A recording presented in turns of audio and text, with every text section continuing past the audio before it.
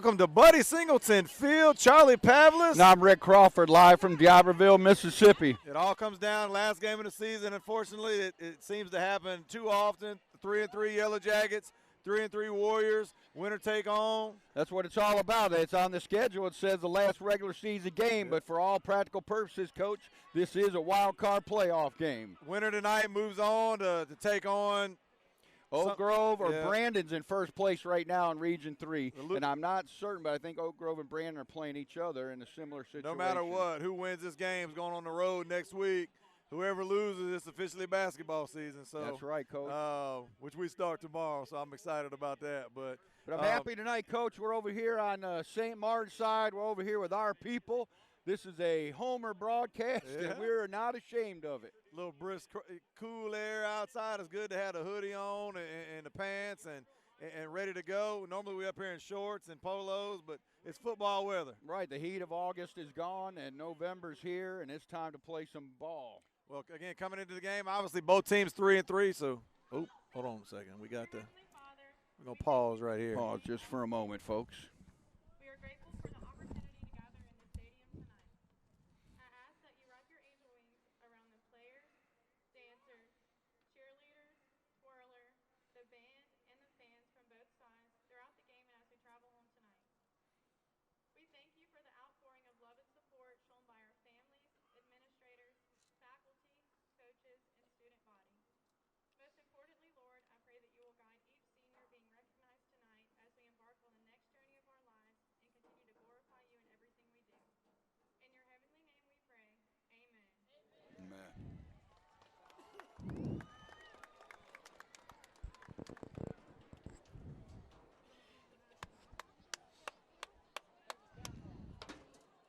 Today's color guard is provided by the DIberville Warrior Battalion Jrotc program. Today's color guard consists of left guard Cadet Major Ryan Deho, State Flag Cadet Captain Andrew Broadus, National Flag Cadet Sergeant Major Claire Gautreau, right guard Captain Brandon Colt.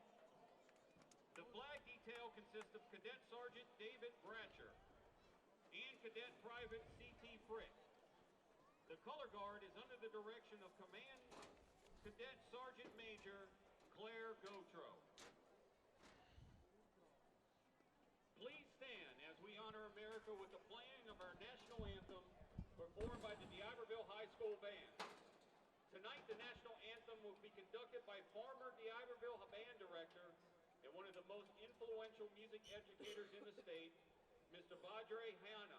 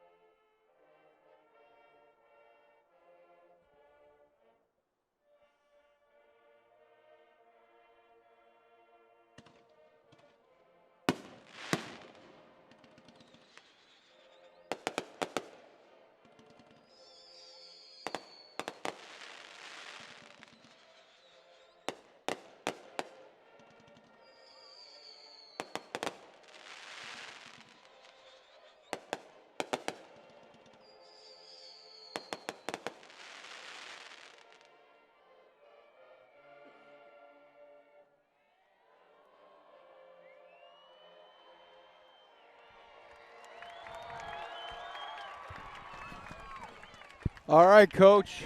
It's Friday night football in South Mississippi. Yes, we sir. got our prayer. We got our respect to our troops.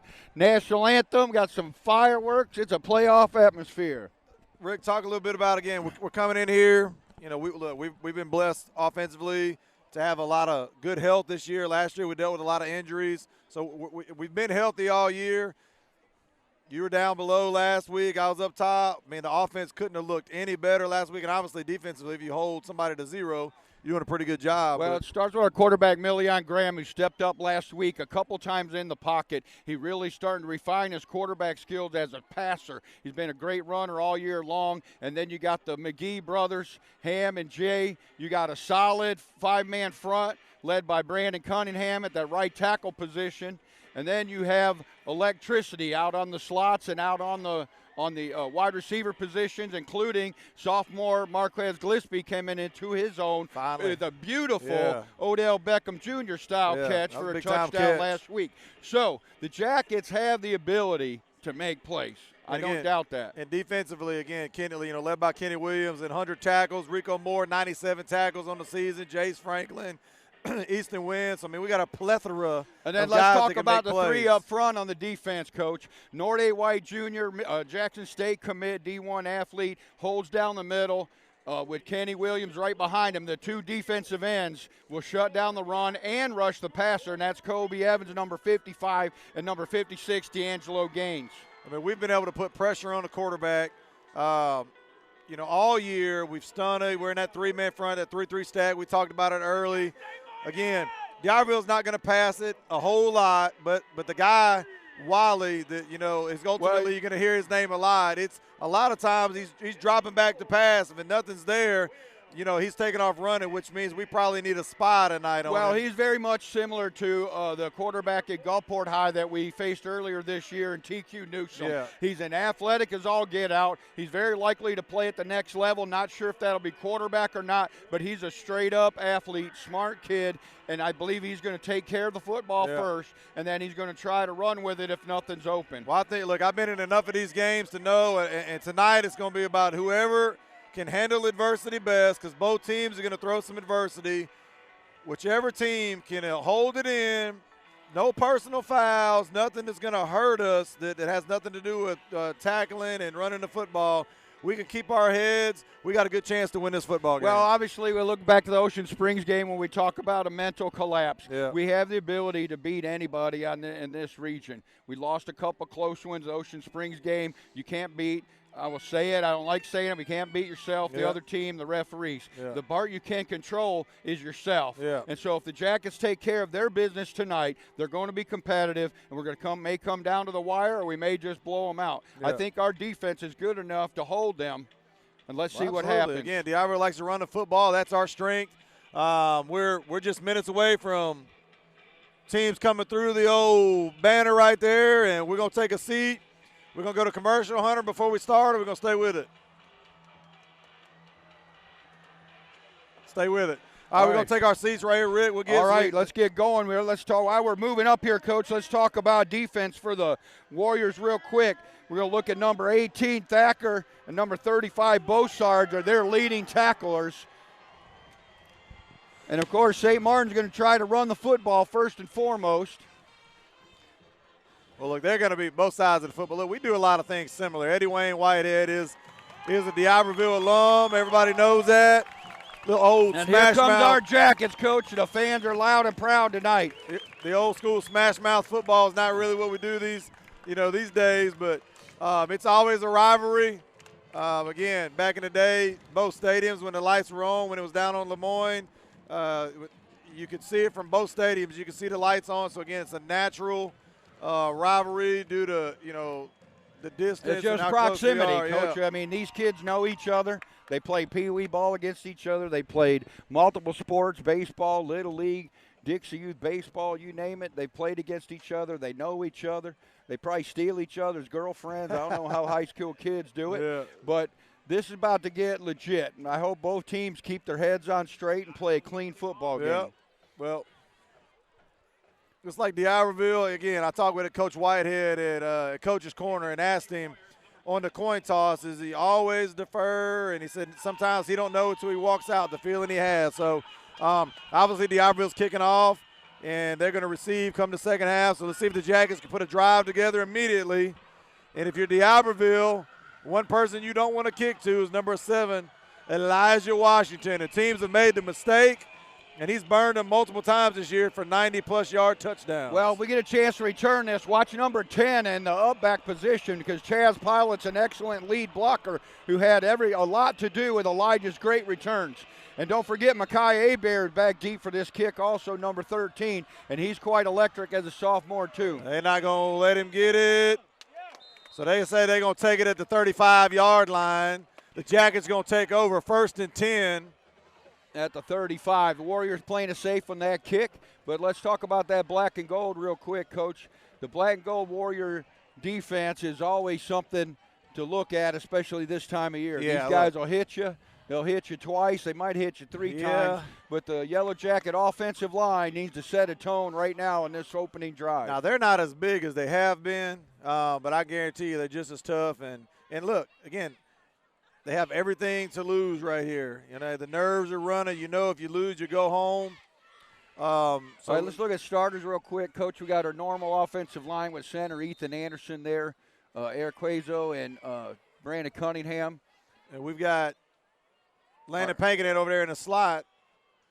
Twin set here. Again, going to get that thing to Ham McGee, busting right up the middle for a gain of 7, 8, 9 yards. No quitting number 1 tonight, Coach.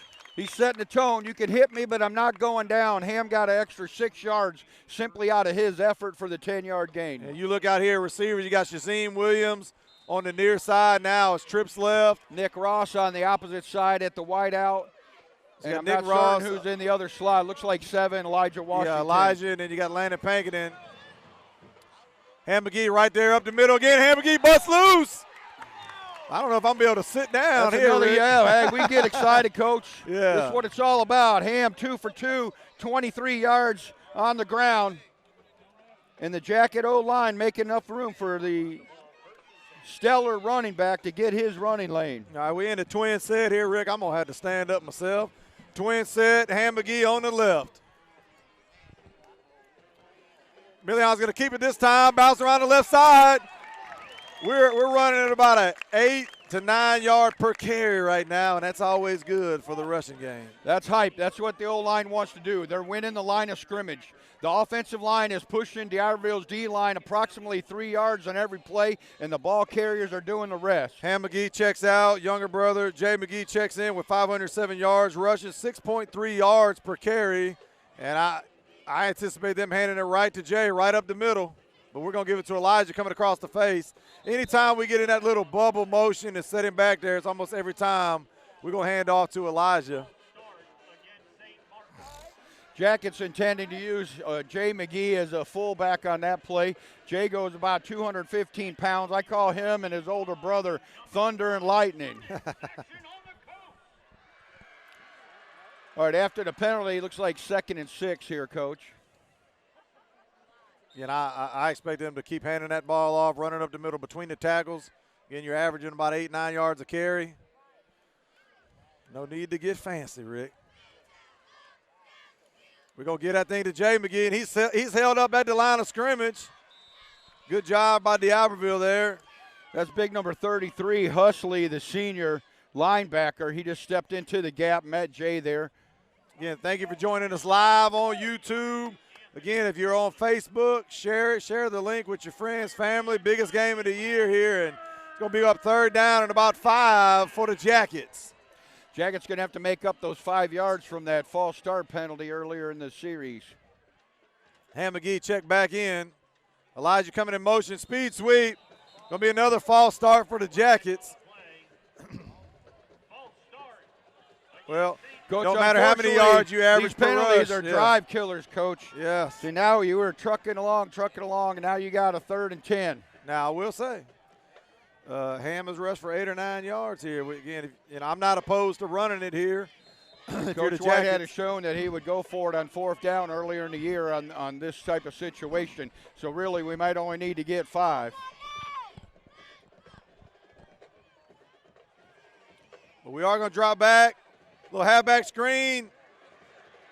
DIberville's going to come up with the interception, and Ham McGee with a suplex, but ultimately is going to end up Million Graham's 5th interception of the season. That's a sophomore linebacker, Bosard, number 35, read that screen. Yeah, he He said read on the it. screen. He played man defense on that. And when the defense is playing man-to-man, it's very difficult to get your screen pass off. So even though the Jackets were winning earlier in that series, they turned the ball over, and it's DIberville football at midfield. Well, now we can go to the bread and butter here. The defense has been there all year long. Let's see what the Jackets have come up with. Oh, we had it going right there, Rick.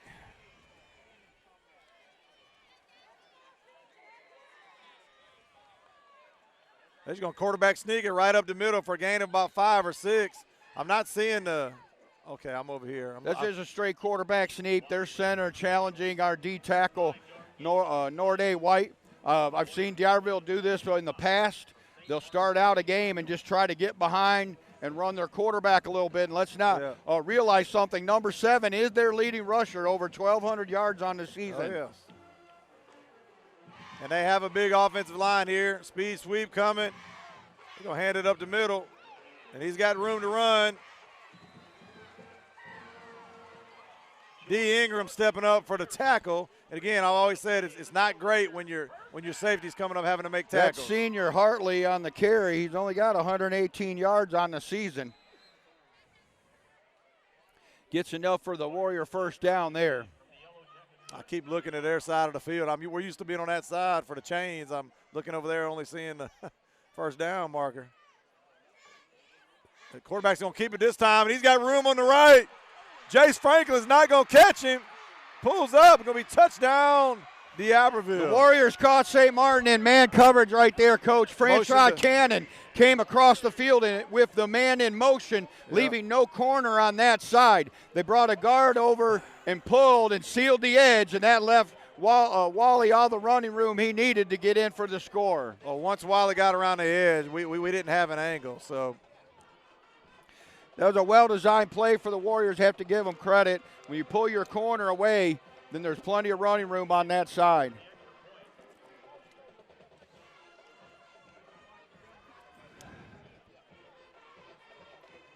The kick is up. It's good.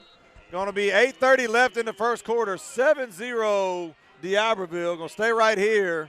Again, Rick, we had everything we wanted and 2 penalties. You said drive killers. 2 5-yard false starts. Ultimately backed we us said up. in the pregame, Coach, we can't play the other team, the officials, and ourselves. So there's only one part we can control, and that's ourselves. It's time for the Jackets now to settle down a little bit, play hard football, but let's get back and get another drive and tie this game up. Wake up, boys. Wake up. Back deep for the Jackets will be Elijah Washington, Micaiah Abear on kick return. And they put Ham this time. You know, they snuck Ham up here where the Pooch Kentwick last time. But look, if I'm DIberville, I'm okay with kicking the ball out of bounds, Rick. Well, they're trusting their defense. I'm not certain how many touchbacks their kicker has. You don't want to kick the 7, let them run it back. But also, since they're not interested in kicking the ball deep, it appears, I wouldn't be surprised to see some kind of little squib kick that just flops around on the ground that they have a chance of recovering. Well, I know, but if I got a good defense, I'll take it at the 35, and that's going to be Andrew Wynn. And Andrew Wynn, listen, he don't have a lot of carries on the season, but at Stanislaw, his first touch, he took it 50, 60 yards. So yeah, Andrew Wynn provides depth for this team at the wide receiver position, makes an excellent special teams play right there.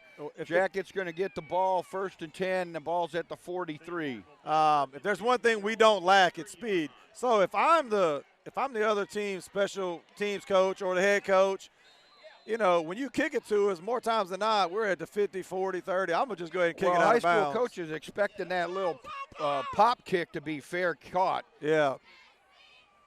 Trips right here. We're going to hand that thing to Ham McGee. Again, they ain't stopped Ham yet, Rick. Ham McGee with a big 12-yard run. For a yellow jacket. Well blocked. First down. Yes, sir. Well blocked first down. Ham's Number over 22 for the Warriors on the stop. Ham's over there telling Coach, I'm averaging 10 yards a pop now. Well, if Ham gets wound up, he's going to start asking to be fed. But he can't, where we stalled is when he had to come out. He took his breather. We put Jay in there. We kind of stalled a little bit. Twin set again. Ham McGee to the left, Million at the helm. We're going to throw that little route out there to Elijah, who's got room to run. Elijah down to about the 22. Now listen, I'm not the biggest fan of us throwing it 50 yards down the field, but I do like. Well, that's an little excellent RPO. play call right there, Coach. That's a play-action bubble screen. So you sitting there, and Elijah gets the ball with the wide receiver, Nick Ross, blocking for him, and you got room to run all day. What that also does is spread out the Warrior defense to give us those running lanes back inside again. Let's see what we go with here. Again, 7:35 left in the second quarter. You're going to hand that thing to Ham McGee, to the 10, to the 5. Touchdown, St. Martin. Whoa! First Ric Flair tonight, baby. Sweet Ham with the nifty feet. Twinkle-toed over the linebacker, cut it back to the left, and go out to tie this ball game up. Hey, now listen, there is no answer for him. Look, he's come out of the gate, don't know what he ate pregame, but now you add those yards in, he's averaging probably about 20 yards a pop. Well, when your senior tailback is showing you by his behavior, Coach, that he wants to win, he wants to go to the playoffs, he wants his football season to continue, then you keep giving him the rock.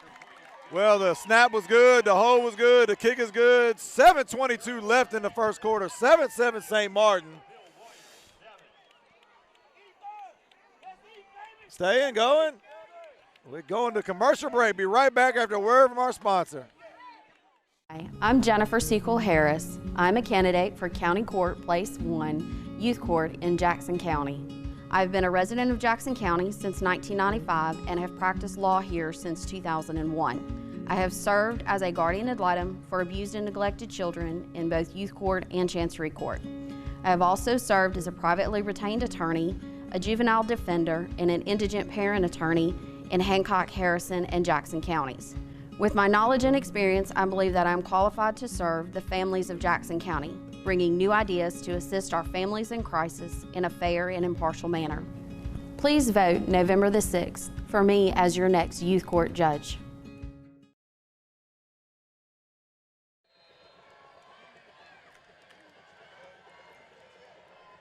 $2 kickoff. All right, welcome back to Buddy Singleton Field.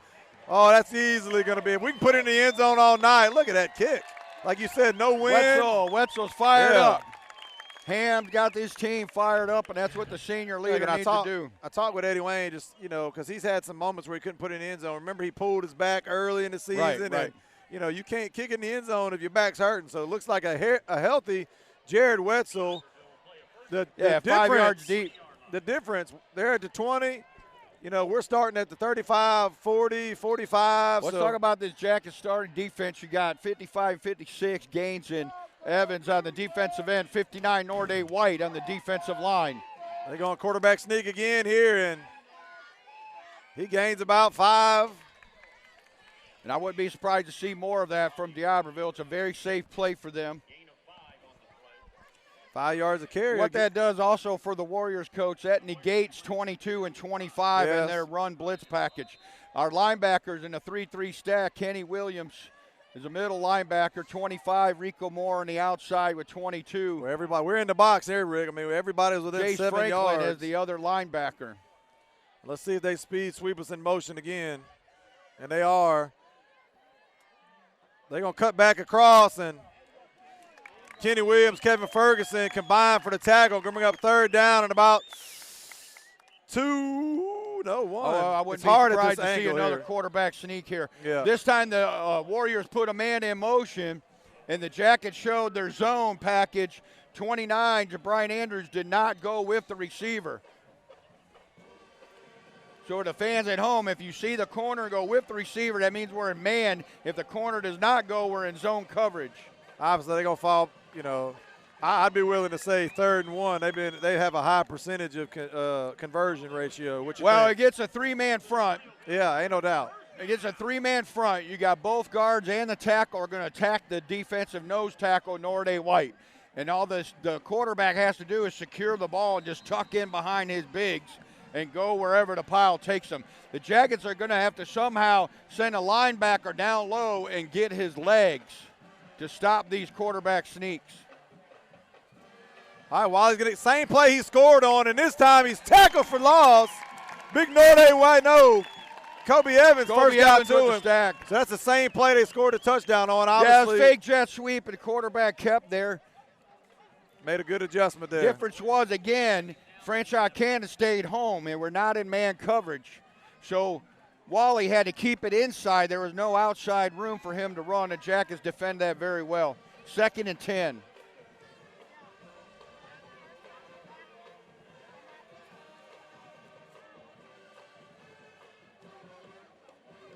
And we're empty on this side, on the near side over here.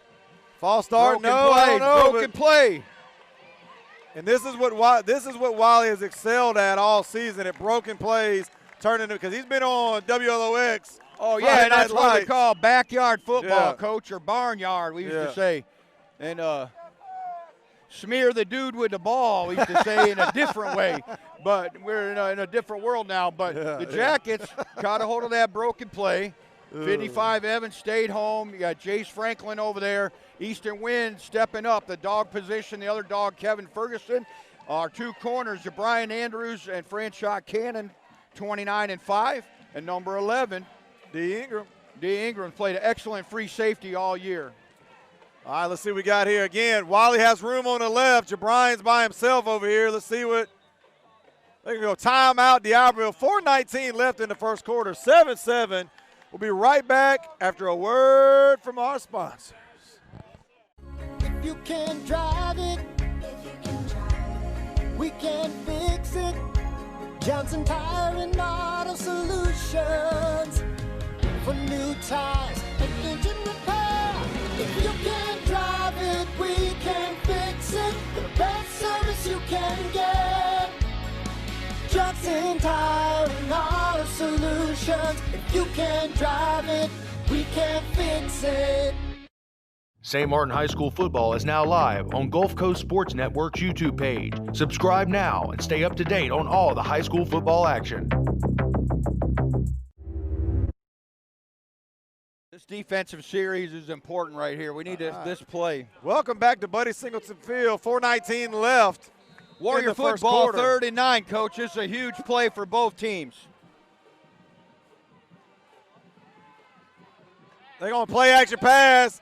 They're going to roll out. We got two guys. Ball's up for grabs. Franchise Cannon. Woo! Boom. That's how you play cornerback Franchise in high Cannon. school football. Number 5, Franchise Cannon, has been a Franchise corner. cover corner all day long. The Jackets stayed in a cover 3. They showed man coverage early, and then they bumped back into zone coverage. And that ball was up for grabs now. That ball, if Wally threw it up Yeah. for grabs. He's Pressure trying to was catch great. him in the seam between the 3 deep zones. Yep. But Franchise abandoned his zone after the ball was in the air, went after the ball, and played great corner on that Yeah. play, breaking up the pass. Again, he's been step for step all year long with them. Height sometimes, you know, when guys can throw it up, you got to jump. But there's enough pressure on the quarterback where he couldn't step into it and had to throw it up for grabs here. Let's see what DIberville chooses to do. Kick to him or kick away. Nice kick. We'll check out the bounce. Elijah smartly lets it lay. No flag on the play. It was a little movement up front. But I guess Yeah. there was no Well, I encroachment think we or win, just offside. didn't go far enough. All right, Jagged football, 1st and 10. This will be their 3rd possession of the night. Haven't had any problems moving the football other than penalties. Well, as I look down here, Rick, on a side note, the dance team's got the warm weather gear on. The cheerleaders here look like they got a windbreaker. Are they taking their jackets off? Hey, they're getting fired up. Good. They're getting fired up. Miss Tally needs to get them some pants. No, they're getting fired up, Coach. They're ready to roll. Here we go, Elijah. Coming across the face here. He don't need a lot of room. He's still up running. 7-yard pickup for Elijah Good run. Washington. The seniors from St. Martin are showing that they want to win this game, Coach. Yes, sir. You got Elijah Washington, number 7, the senior, running hard. He's fighting for the ball. The Warriors are trying to get turnovers. They're punching the ball, and 7 just simply holds on the ball and takes it out of Yep. bounds. Great way to finish the run. Sometimes it's okay to take what the defense gives you. You know what I mean? That's right. 2nd down and 3. Trips left. Ham McGee to the right side of Million.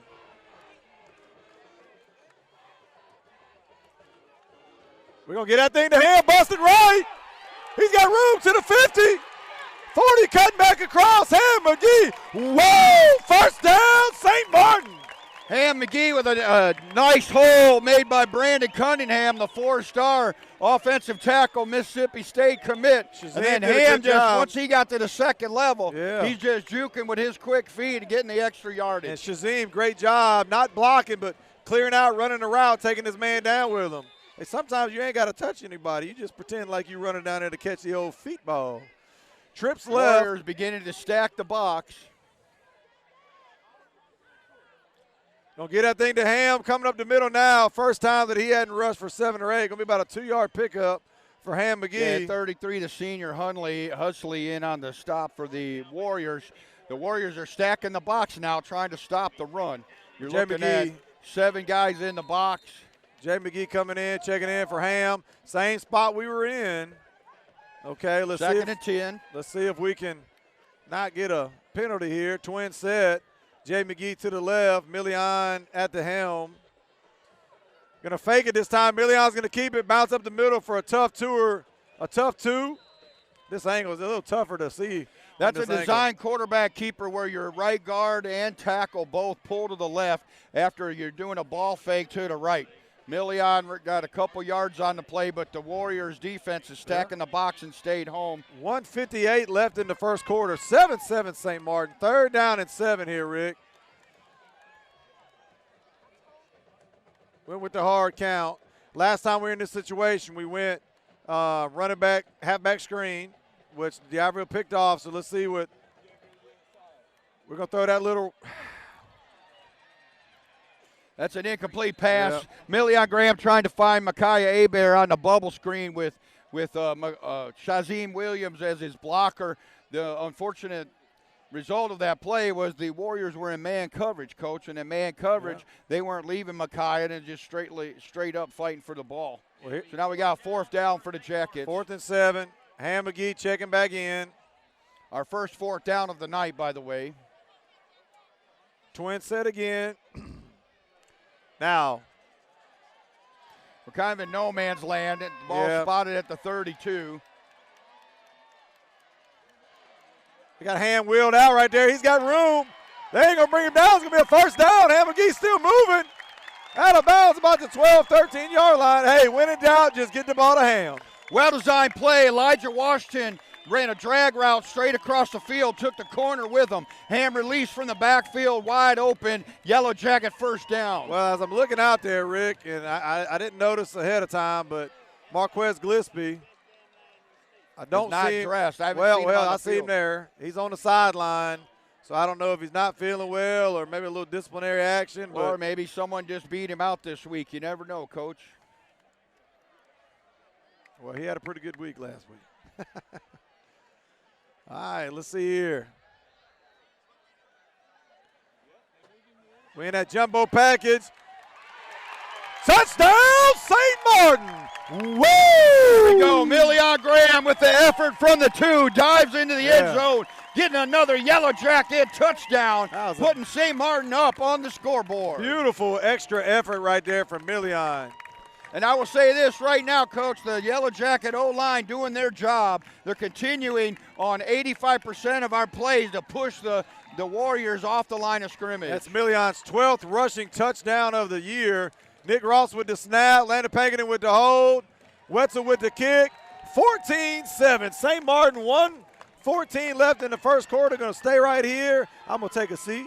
Got to conserve my legs for tonight. All right, the crowd's into it, Coach. The Yeah. band's into it. There's not an empty seat on this visitor sideline. Everybody in this stadium knows what this game's all about. St. Martin Was there a penalty? overcoming the penalties early, overcoming the turnover early, and they're going to, as of right now, they're leading this game in the first quarter. Do we have a penalty there? Or? No, it's a normal kickoff. Okay. I saw the referee back there huddled up. I think they're just counting players.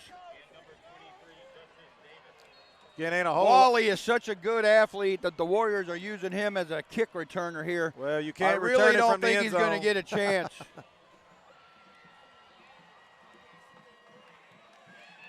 I don't think so. Not from 5 yards deep. Justin Wetzel is a weapon in high school football. That touchback is huge. All right, Coach, now. Jared. Justin might be his brother. No, I think it's his cousin. I'm getting okay. old. Justin Wetzel went to school here and graduated, I Yeah, believe, yeah. 2007, and he was a baseball player. I apologize, Jared, and to your family. I just got excited That's there. all right. It had a J and a Wetzel. When you've been in this community 27 years like I have, Wiley's going to keep it I himself remember here. all these kids. Getting a host of jackets there. Jace Franklin and Rico Moore. Again, Rico Moore coming into the season with 97 tackles. Kenny Franklin 100. Warriors falling in love with that quarterback sneak. Easton Wynn 66 and Jace Franklin 61. Those are our top 4 tacklers on the season. All right, Coach, 2nd and 5.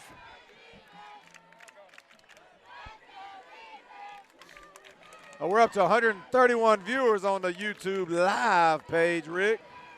Speed sweep, he's going to keep it again. Wiley bouncing up the middle. Norde White said no, thank you, ma'am.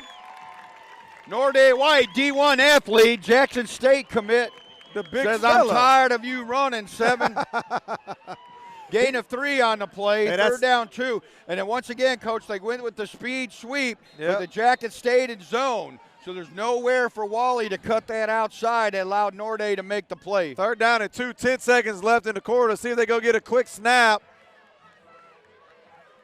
They're going to hand that ball off, and D'Angelo Gazin, Norde White, the big fella. Norde White, 59. Going to bring up 4th down and 2, and that's going to be the Norde end. White showing why the Jackson State University believes in him. That's going to be the end of the first quarter. 14-7, St. Martin. Be right back after a word from our sponsors.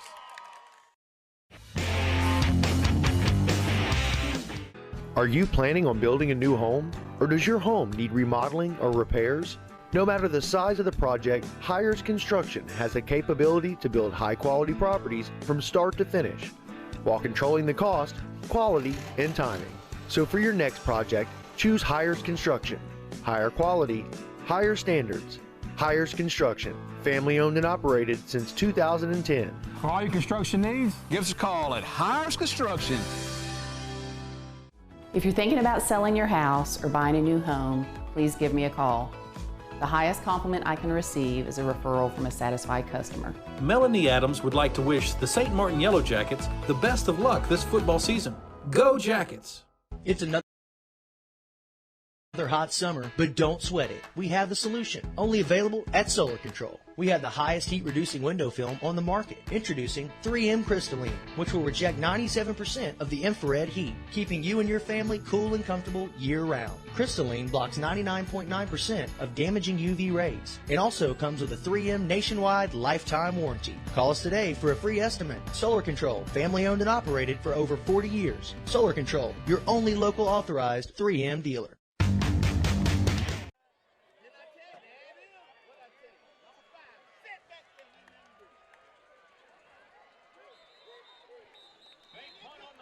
Gutsy call by DIberville. Go for the fake punt. Yeah, excellent execution.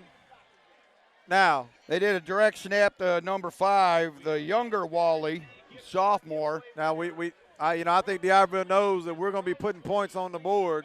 And Jackets had their return team set up. They want to try to get a big return with Elijah Washington in those circumstances. It is 4th and 1, so DIberville went for the fake there. Time for St. Martin defense to show up again. 1st and 10 here. Twin set out there for DIberville. They're going to go to the air. They're going to sit down on the route. D. Ingram with great defensive coverage out there. Yeah, and our defensive secondary has improved dramatically since the opening game of the season. Well, they're improving schematically also, Coach. They're able to switch from cover 2 to cover 3 to man, and occasionally they'll go into a cover 4. On that particular play call right there, they're in cover 3 where D. Ingram simply playing center field. He just has to break on the ball. Yep. I think I can put the play sheet up for a second and cover my hands up. Looked like a little early movement, but he's going to be stuffed about 1 yard past the line of scrimmage. And every big tackle made in the backfield tonight, we've thrown number 59, Nordae's White, name in there. And once again, he was. Nordae's doing it on the defensive side. Ham McGee on the offensive side. Easton Wynn comes up from his dog position just for security with run support. The Warriors are now in 3rd and long, and they've been accustomed all year, you can tell, with number 7 carrying this team. Yep. He's had 85% of the touches here on the offensive side of the ball. I think what the Jackets need to be careful of here is a fake pass draw by 7. They're running a little crossing route. He's going to keep it himself, and we had him spied, and we got multiple guys out there. Kevin Ferguson needs a shout-out on that play, Coach, and you called it exactly. Kevin Ferguson's job on that play was to wherever 7 goes, you go. Excellent defense. Now, I don't think they're going to fake punt this time, but you never know. Again, Jackets playing that zone defense to perfection, and with the zone, what that allows you to do is take your dog player, number 24, and allow him to spy on the quarterback to slow him down when he decides he's going to take off running. 10:04 left in the second quarter. We might have a future broadcaster next to us right here, Rick. We might have to give him a little love here in a minute. Elijah Washington deep for the Jackets. Let's not jump. The snap. The kick. Not a bad kick. Elijah's going to field it. Good job, franchise, just kind of getting out the way. There's a penalty flag. I don't know who the flag was on, but Elijah just working. He's trying really hard to make a play, but on a punt return, when you start to the left and then you try to reverse field, almost always one of your teammates is going to get caught blocking in the back. Usually a return is called in advance which side you want the returner to go, and that returner trying to make a big play goes the other way, and it kind of hurt us a little bit there.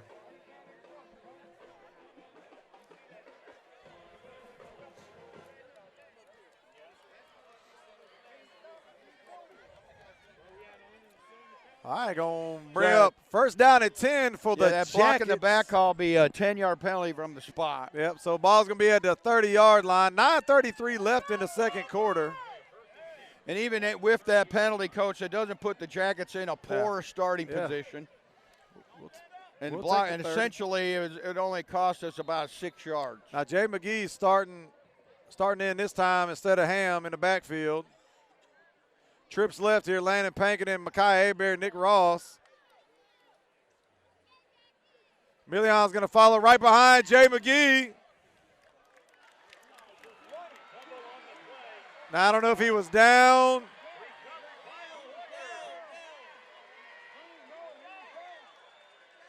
Nope.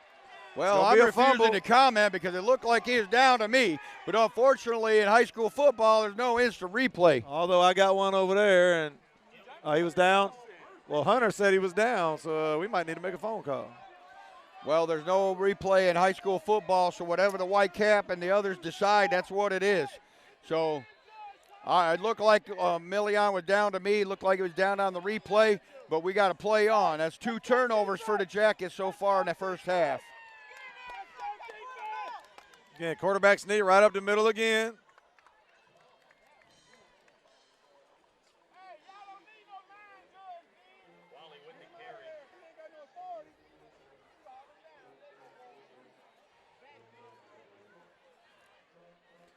We got a few of our student section guys over there with no shirts on, you know.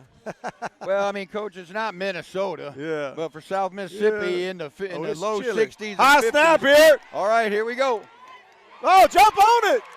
Easton Wynn with the recovery. Woo! Getting the make-up turnover. Yeah, we'll take it. We actually got better field position that way. The turnover battle so far is 2-1 Warriors, but Easton Wynn earning that Bishop Insurance turnover belt. Yes, sir. And Coach Baron Miller putting that belt around Easton Miller's waist.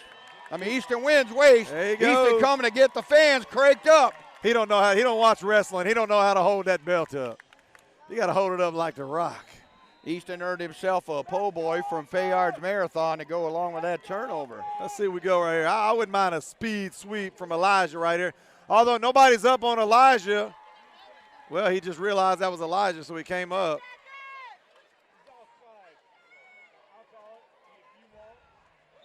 Two, 3-yard Landon Pankin taking snaps right there.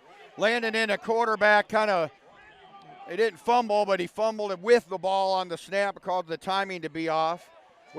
Jay still gets a yard out of it. 154 viewers. We need to double that in the next few minutes. This game is This is it. It's for all the marbles. It's for all the marbles.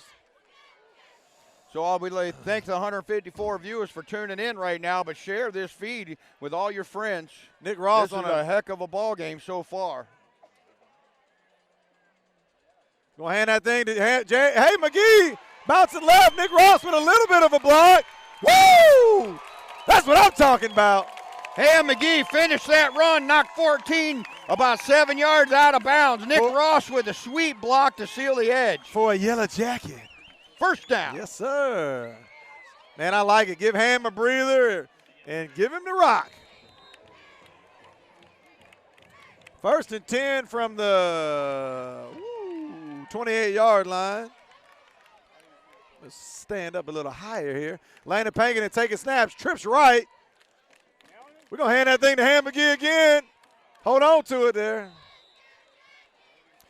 Warriors stacking the box again on that inside zone run. Landon, for the fans that don't know, had off-season shoulder surgery, was our starting quarterback last year. He has rehabbed and fought his way all the way back and able to get playing time. He's an inspirational leader in the locker room and terrific young man.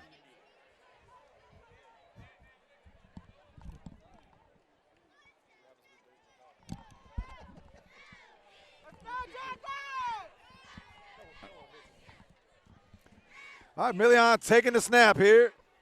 Million's going to keep it. Hold on to the football, a little stiff arm. Million to the 10. Oh, goodness. The turf monster with his first tackle of the night. And the St. Martin seniors are showing out, Coach. Million Graham, the senior quarterback, broke 2 tackles. They were both ankle tackles. He stepped right out of them. The old turf monster reached up and grabbed it. Yeah, the 5-yard line tripped him up. Yellow Jacket 1st and goal. I like what I see, Rick. I like it. I like it. We should be jumbo package here. And we are this time. And instead of Chaz in there, now we've got Jay McGee. Playing what you'd call the H-back. Million going to keep it. Going to be another Yellow Jacket touchdown. Woo! Number 3, Million Graham. Super play. The whole line, Ham McGee, Jay McGee, lead blocking to the left. Million Graham sees a crease behind the right guard and cuts it in for the Jacket score. We just need 4 quarters of this, Rick. We know that, DIberville's explosive. They've scored in the 40s. They had a 50-48 game with Pascagoula, so they can put points on the board. Well, the important thing is keep your foot on the gas. Landon Pankin is going to be tackled by the entire DIberville football team, but he does stay up. Well, hopefully that one special don't. teams miscue. Yeah. Wetzel's been good all year. I didn't think the snap Yeah, it was was a snap necessarily high. bad. It was a little bit high. And Landon hasn't been holding all year. Nick Ross has been the primary holder most of the year. Landon did hold last year, which also tells me they might have been going for some kind of fake there. Well, when they he held Landon the first 2 as well, though, tonight. Well, that's what I mean, Coach. Yeah. With Landon come in Yeah, you're right. You're right. to hold, they might have been trying something fancy. Either way, Jackets lead 20-7, 6:45 in the second quarter. St. Martin set to kick off. Number 7, Wally deep for the Warriors. Let's see Now, I if we will can be say 3 right for, now, Coach, see if we can be 3 for 3 on the night here, putting it in the old end zone. We haven't seen a lot from number 1 for DIberville, Whitley. He's their second leading rusher. And Wetzel, Jared Wetzel, there you go, is on fire. He's super tough. Yeah. He just He's put 8, that 9 one 7 yards, yards deep in the end zone. And young man, that'll get you kicking on Saturdays. Yes, sir. I know for a fact there's many college football teams that have 2 kickers. They got a field goal kicker and they got a kickoff kicker. And you can put it in that end zone consistently, you can get a college scholarship. So you young viewers out there, get out there and start kicking the ball. I like those all-white unis, man. That's a good I do look. too. It's a statement. Says we're here, white versus black, good versus evil. We say it out loud. It's all a matter of perception, Coach. Oh, bad. On the ground again. The Jackets have it. Woo! Who's getting that belt, Coach? Norde White. Norde White. Jackson State University, you're getting yourself a player. Norde White. Now, Norde knows how to hold it up there. There you go. Bishop Insurance turnover belt. And you know he knows how to eat a Fayard Marathon po' boy, don't he? And Junie next to us over here. I know we'd have had that belt back in the day, son. He'd have been slinging that thing up there. It's awesome to be up here with St. Martin alum and fans and parents. Everybody's getting into this game now. Everything going the Yellow Jacket way here in the second quarter. Nothing pretty. Let's just run it down their throat. We'll get that thing to Ham again. He's bouncing left. Jackets going the outside zone read there. The Warriors defended that well, strung it out. Ham had no room, had to take it out of bounds. We'll call it no gain, really. Second down, 10.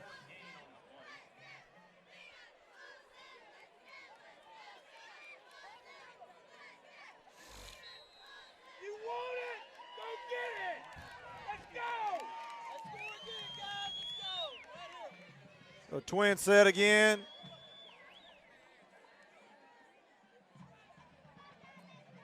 Million's going to keep it. Bouncing left. Hold on to it. Hold on to it. A gain of about 1 or 2. That's a designed run on that play. We're faking 2. Ball fake to 1 on the right. Brandon Cunningham cuts back left. He did get the hole, but the linebacker, 25 for the Warriors, read the play well and cut through the space that Cunningham had just left. Going to bring up 3rd down and 9.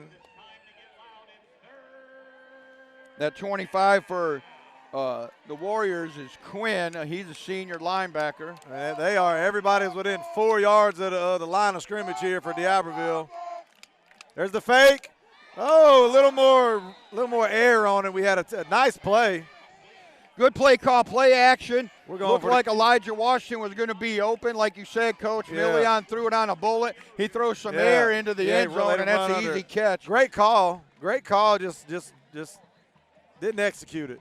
We'll give a shout-out to the Warrior player there, number 14. If I can find him on the roster, that's a young person named Leas, a sophomore. Got a hand on that one. All right, Jared Wetzel here, longest of the year, 41. This was a little underneath that. Ooh. That's going to be a little wide right. He didn't get his whole foot into it. I think the pressure, the ball wasn't blocked, but the pressure caused Jared Wetzel to not follow through on that kick, and he left it out a little on the right. But it's still St. Martin 20, DIberville 7, 5:25 left in the second quarter. We'll stay right here with you. And again, Coach, with high school football, there's really no loss on that play because a kick, field goal attempt into the end zone is a touchback. So the Warriors got the ball 1st and 10 at their 20.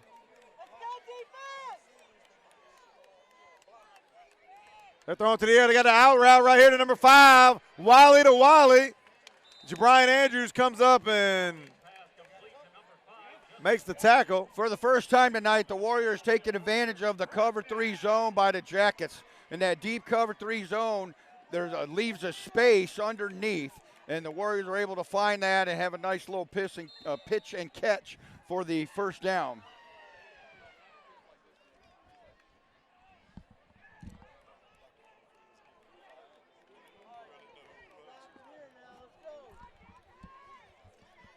I think some of our dance people need to learn who Dr. Emker is right there. Stiffed him on a high five. Wiley going to keep it on the fake sweep. Get Norday, D'Angelo Gaines. They're trying to rip the ball out. Jace Franklin. I didn't hear the whistle. Jackets defense playing well disciplined on this play calling. The Warriors keep going back to the same well. The Jackets are staying in their zone when the receiver goes in motion, and then it limits the running room for number 7, Wally. Second down, call it 6.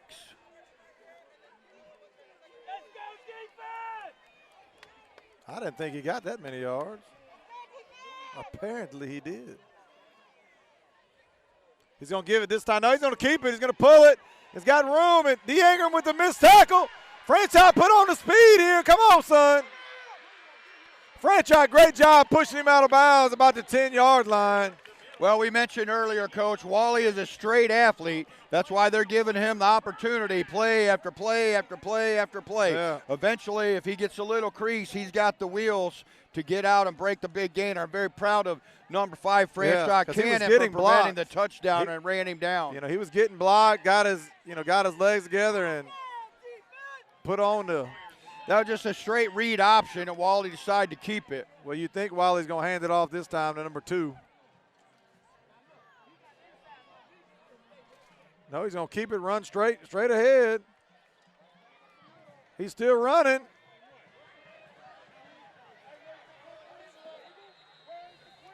What the Warriors are doing there, Coach, is called a wedge block. The center is attacking the defensive tackle.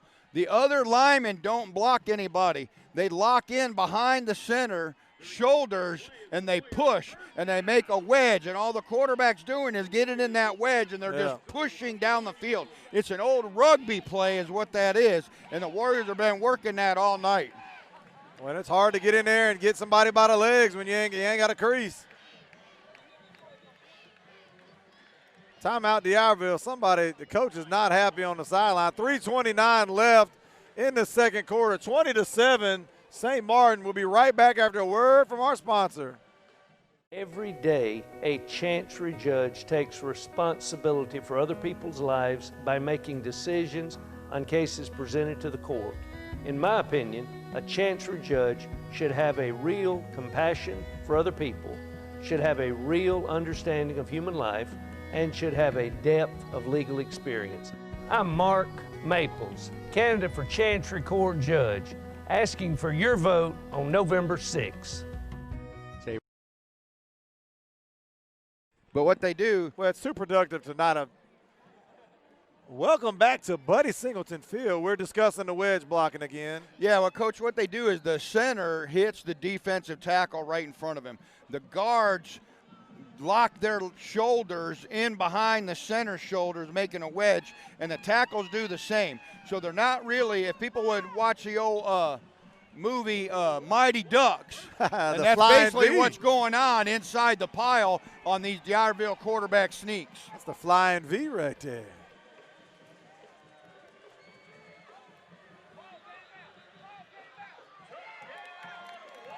Oh, I'm going to look into the replay over here and see if I can't. Well, the officials are saying that Wally got in. Easton Wynn came up with the ball, but if the ball broke the line, then that's going to be a touchdown, unfortunately. Well, they had a better view than any of us, so. Well, it's 20-13 now, and that extra point now, we don't want it to. Well, a lot of fans who might be tuning in right now get used to watching college and pro ball, and that play would have been reviewed as well as a couple others earlier. Kick is up. It's good. 20-14, St. Martin. 3:24 left in the second quarter. We'll be right back after the commercial break.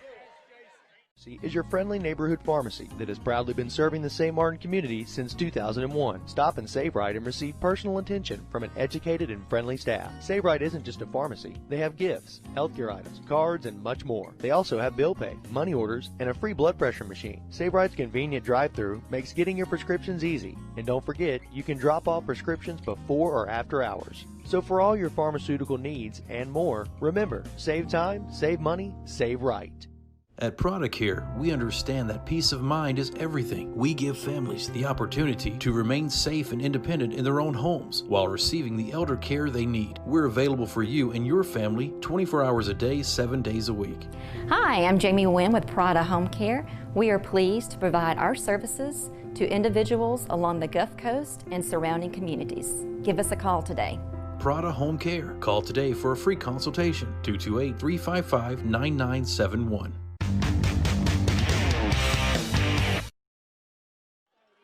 Welcome back to Buddy Singleton Field 2014.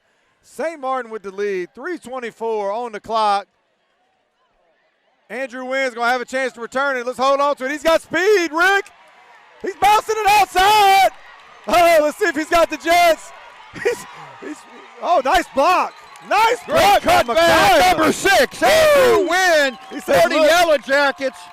The Warriors tried a little squib kick to kick it away from Elijah Washington. And I promise you, what he they wasn't on the forget to game understand is St. Martin has several players that can make plays, including number 6, Andrew Wynn. Woo. Look, he was running out. He was hoping somebody to come tackle him. Jackets with a great opportunity, 3:09 left in the half. Great field position based on that win return. So now we got a chance to score again before halftime. Because DIberville does receive the kickoff in the second half. And here we go, trips right.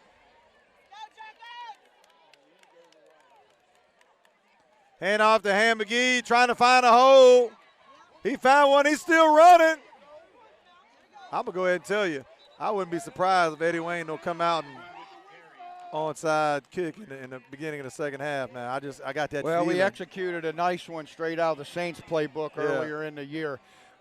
Ham McGee with an excellent run there behind number 78. He just got in behind Brandon's butt, cut off of it, and there's plenty of running room, and then he fights for the extra yards, bringing up 2nd and 2. All right, trips to left here for the Jackets. Marquez Gillespie looked like he's checked in now on the right side. Emilion's going to follow behind Ham. They just lower the shoulder, try to get the first down. Looks like it's going to be enough for a Yellow Jacket. First down. Yes, sir. Number 33, middle linebacker Husley with the tackle on the inside carry. 2:15 left in the second quarter. 20-14, St. Martin. Clock ticking. Jackets taking their time. They'd like to score right at the end of the half here.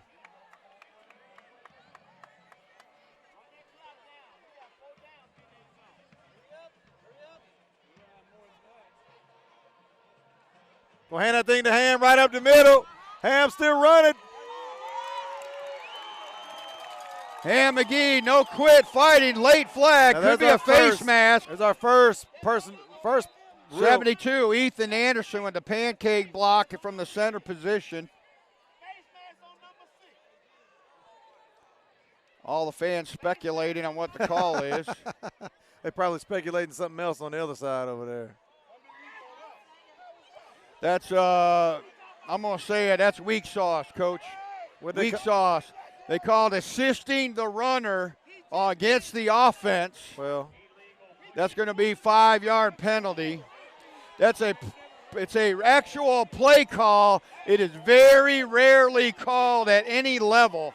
Well, but it is a rule. I did see, our guy was pulling him. He was pulling pushing him. him. He had to get behind him and block a little bit. That's all right. It's still first down. And we'll just hand that thing to Ham McGee, and he's caught at the line of scrimmage. 1:30 left. 22 big call now. Fells for the Warriors. And it's something he didn't need. He was already down there. And, just, again, you hate to fault the guy. He's just trying to help out. We're going to have an injury timeout here. McGee's on his backside and near the 10-yard line. Coach, let's shout out for our well, he's going to go to commercial break okay. here. 1:19. Be right back after a word from our sponsor.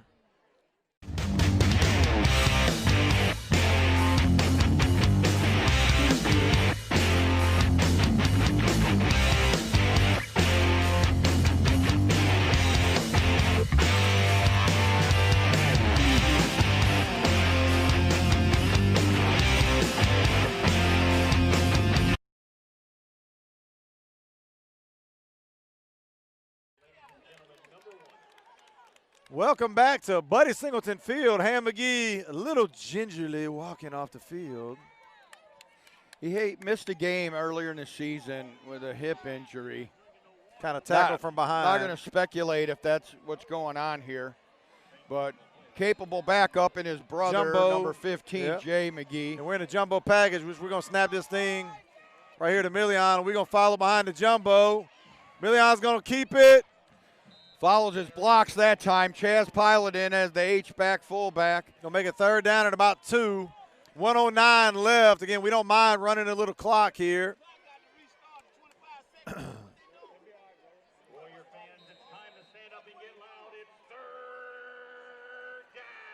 Jackets staying in that jumbo, coach. Chaz Pilot Yeah, to the left. we don't. They move Brandon Cunningham to left tackle, coach. We're snapping that thing quick. We didn't need to snap it that quick.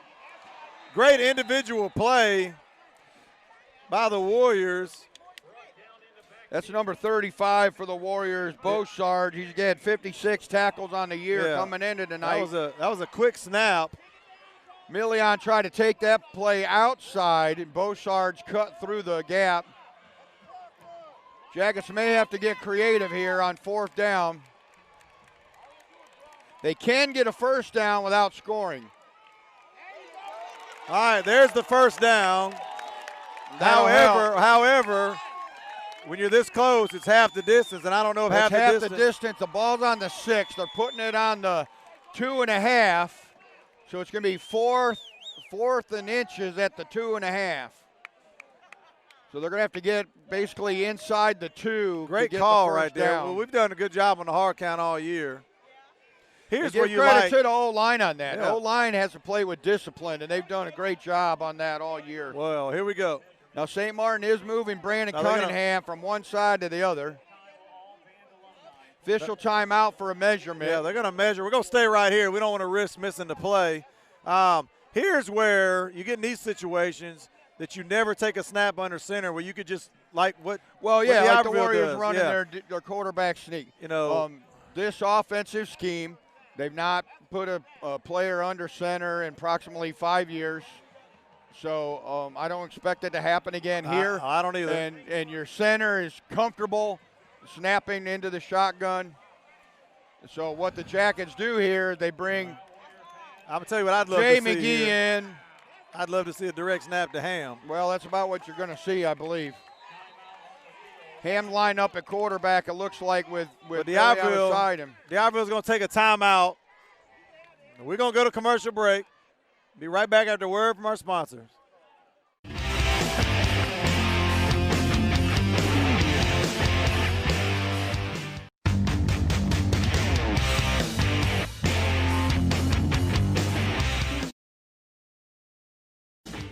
Many of the decisions made by Chancery judges affect our most precious assets, our families. You need the confidence knowing your judge has the knowledge and compassion to make those tough decisions. Stacey Zorn is Chancery Court trained and ready. Let Stacey Zorn put her education and experience to work for you.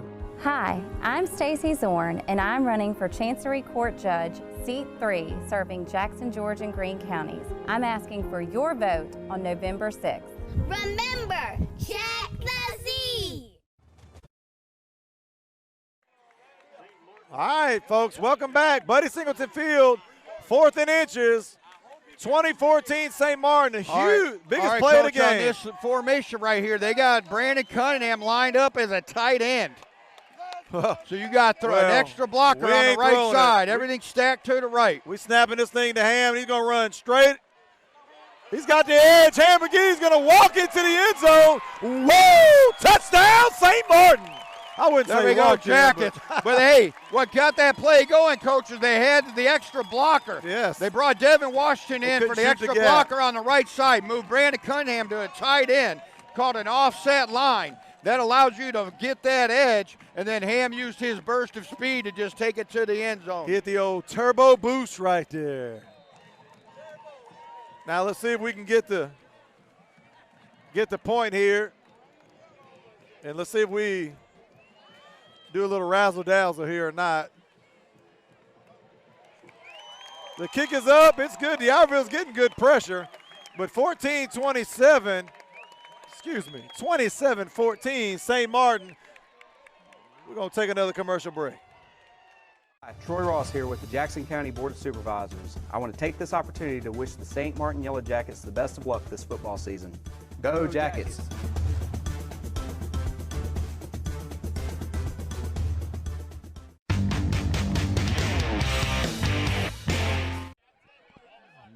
Welcome back, Buddy Singleton Field. 27-14, Jackets lead, Coach. 10 seconds remaining in the half. So ultimately, we're going to hopefully put another one in the end zone here. We're going to time out St. Martin. No reason to take it into locker room. I say it all the time, man. Football coaches, they leave them out there. You can't take them with you. I can promise you this. Come basketball season starting tomorrow, I'll use all 5 timeouts almost every game. What I believe Coach Whitehead is telling his kick team right here is if it's not in the end zone, cover it, tackle it, and don't do anything stupid. Yeah.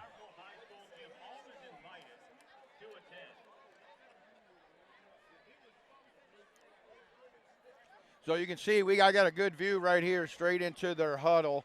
Coach Whitehead talking to some specific players. He does have some different players on this return team that he doesn't normally have. Kenny Williams out there, Rico Moore's out there, Easton Wynn, Million Graham. These are normal starters on both sides of the ball. I think he's just being extra cautious with this kick, or maybe he's going to try a squib kick or something. Well, I don't know why.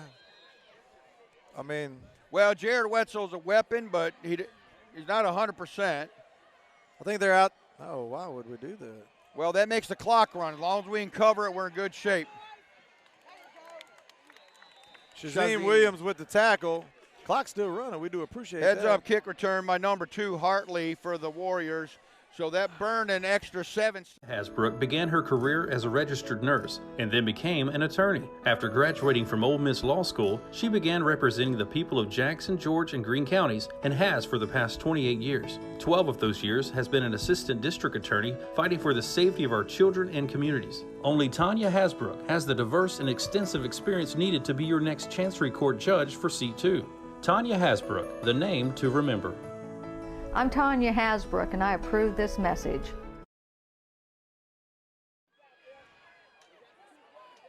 Well, again, Coach, we've had the other quarterback. Hey, they're going to send both Wally guys deep. We're going to go timeout St. Martin here.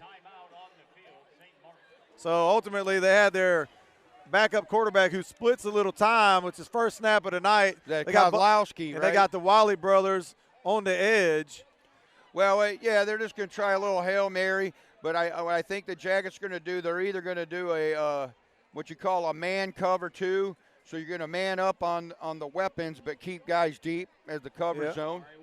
But like you mentioned, Coach, Million Graham lining up at free safety. We've had the luxury all year long and tonight of having 22 starters, which is a luxury in high school football, something that St. Martin hasn't had, and they've worked towards that goal, and it's worked out well. However, in certain situations, you're going to see, like right now, you're going to see Elijah Washington on the field.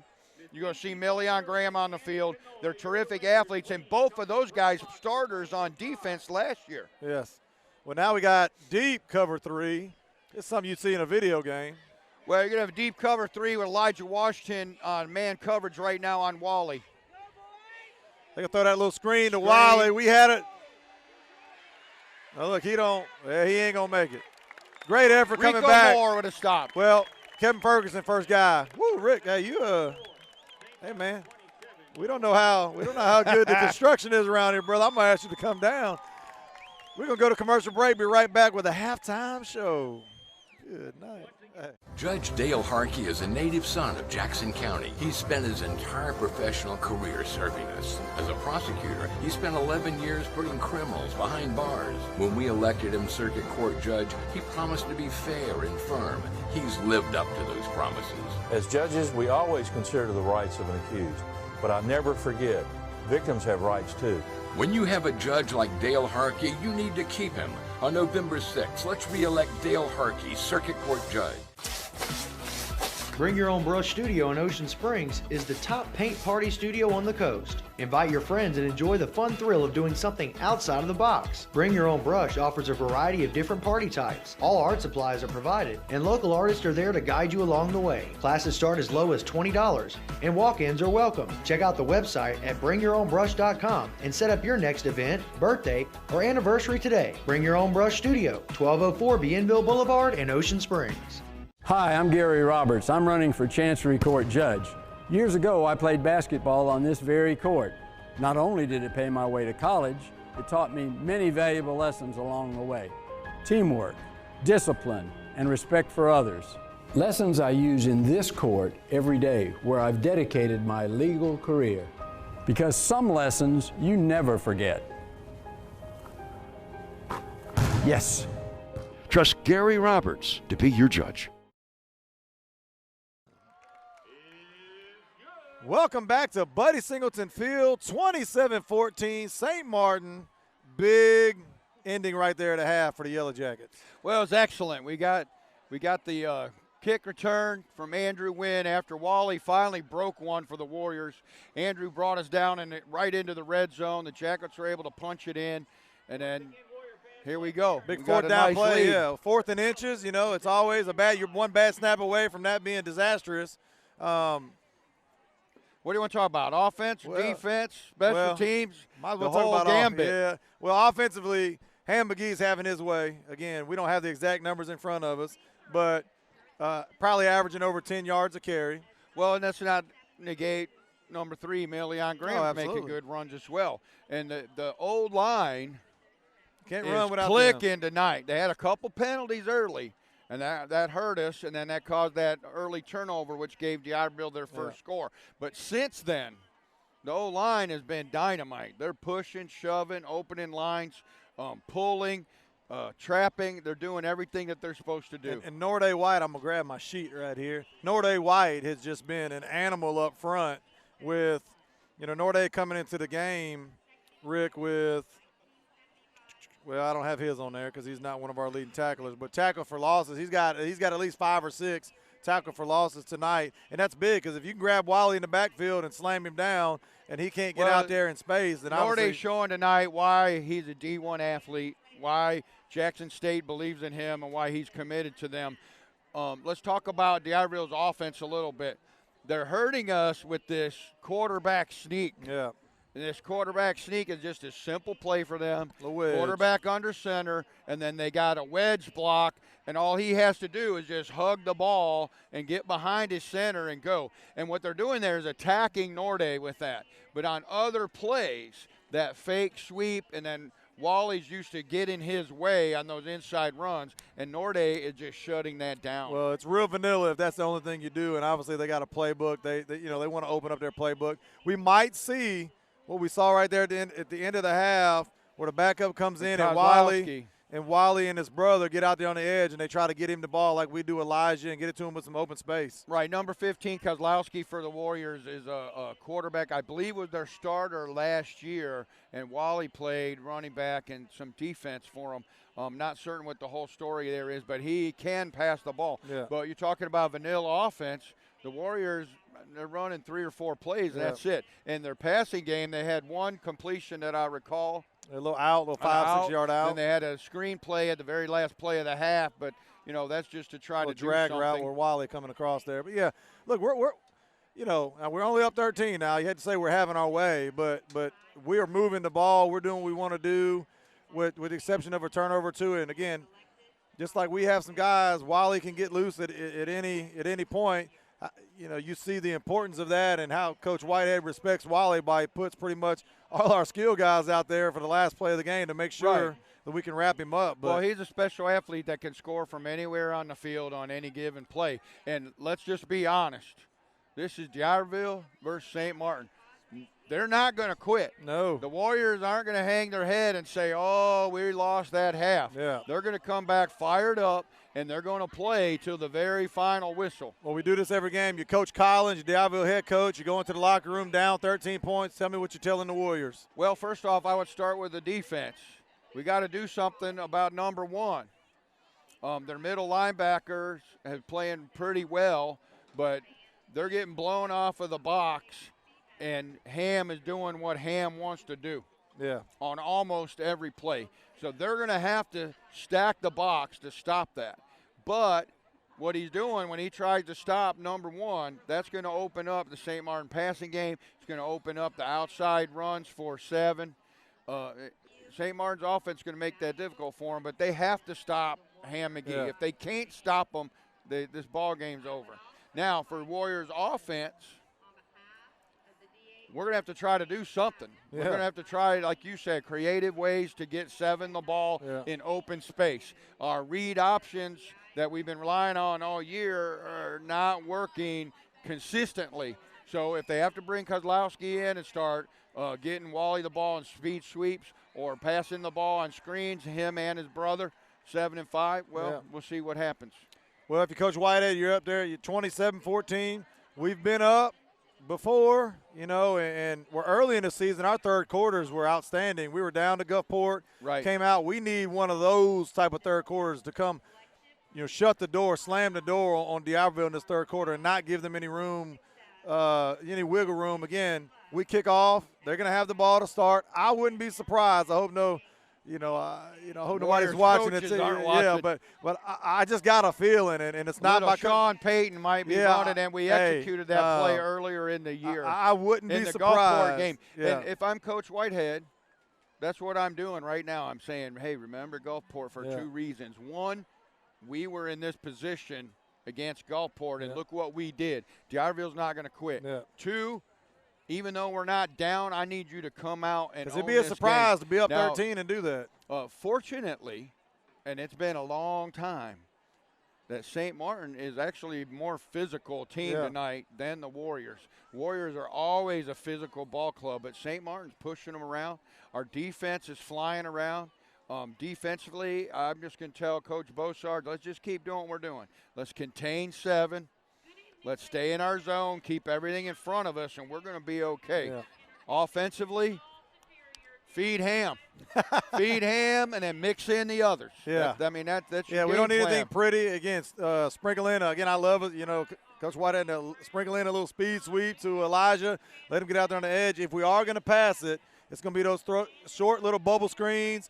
Get it to them, and they're backed off because they're locked up with us at receiver. But in the slot, they're backed up 5-6 yards, helping towards the middle. Right. Hit him on those quick bubbles and let him go get loose. But other than that, I don't know that I'm throwing the ball to anybody but Elijah. We talk about there. our stars a lot. But let's talk about a couple key plays that were awesome for St. Martin that aren't the usual stars. Twice, Franchise Cannon broke up a pass on the one big pass play, which was awesome, and then he saved a touchdown. He hawked 7 down from behind, saved a touchdown. They eventually scored, but those are great hustle plays by the corner number 5. Andrew Wynn. And Andrew Wynn was exactly where I was going next, Coach, that they didn't kick the ball to 7. They scooted one on the ground at 6 intentionally, and he brought it back to the 25-yard line. That's just great hustle and great play. We're getting bombarded here, but look, we're in good shape here. Again, we're about to go to the Empress Audio halftime show. Charlie Pavlis. And I'm Rick Crawford. Tune in for the second half. What's going on, everybody? Welcome to another Empress Audio halftime show. As you can hear, the phones are ringing. They're staying busy up here. But right now, we got Omar. How you doing, man? All right, and Mr. Floyd, of course. All right, Mr. Floyd, I'm going to hand it off right to you because I'm curious as to what you got going on right here. Okay, as most everybody knows, we do a lot of window tinting. Well, what a lot of people don't know is we sell ceramic tint. I didn't know what that was, so I had Omar tint the 2 front windows on my truck, and after he did it with our lifetime warranty premium tint, he said, you should have put ceramic on there. And I said, why? He said, because it's cooler. I said, I'm not paying extra for that. He said, well, go in there and test the display, which I'm going to let you test it. Okay.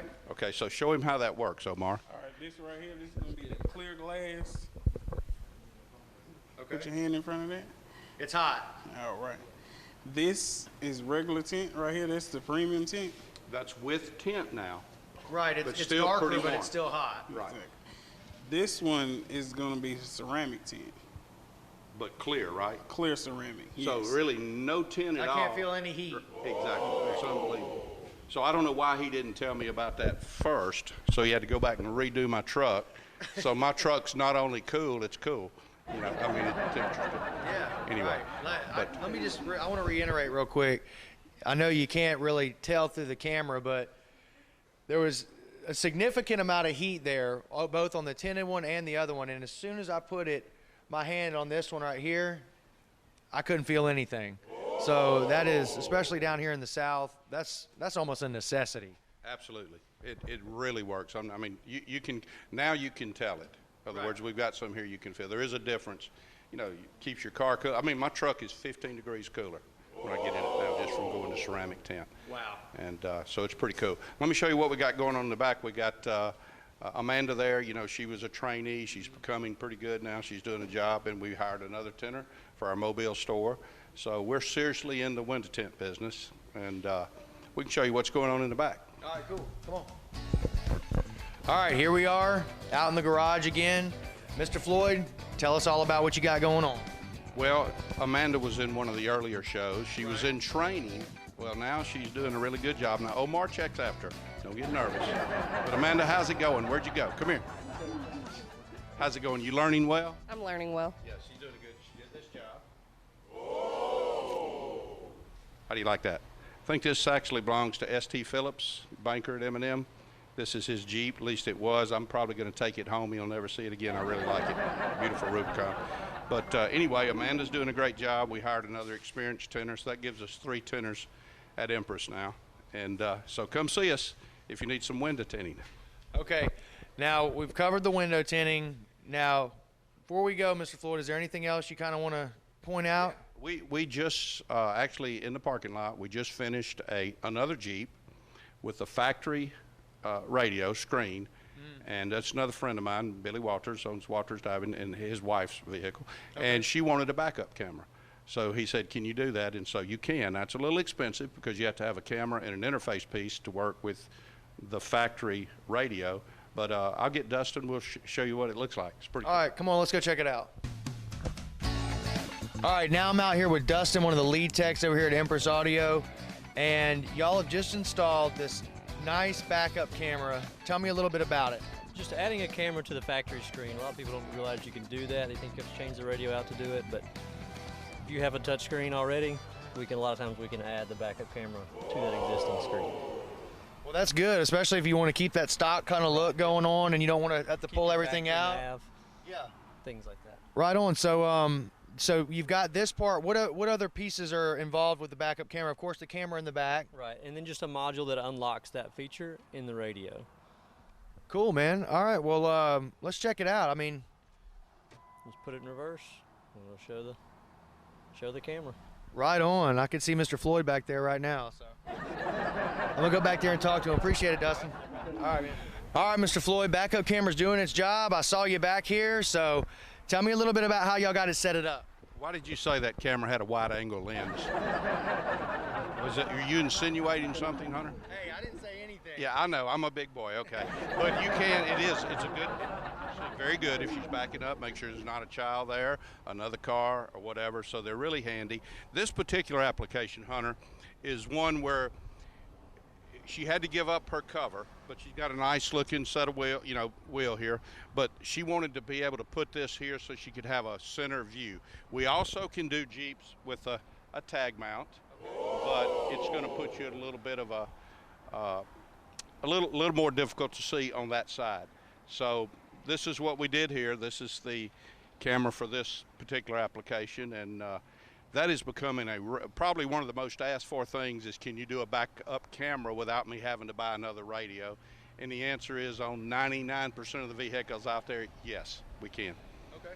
All right, so that looks great. I see a lot of people over here in these side-by-sides. You want to go over there and check them out, and then we'll wrap this up? Yes, sir. All right. All right, what's going on over here, Mr. Floyd? Well, I thought you guys were tinting windows. What happened to the window tinting? So it seems like every time they got to take a break, they come out here and listen to the jams on the ATVs. This is a wet sound system here. Crank it up a little bit, Omar. Let's see how it sounds.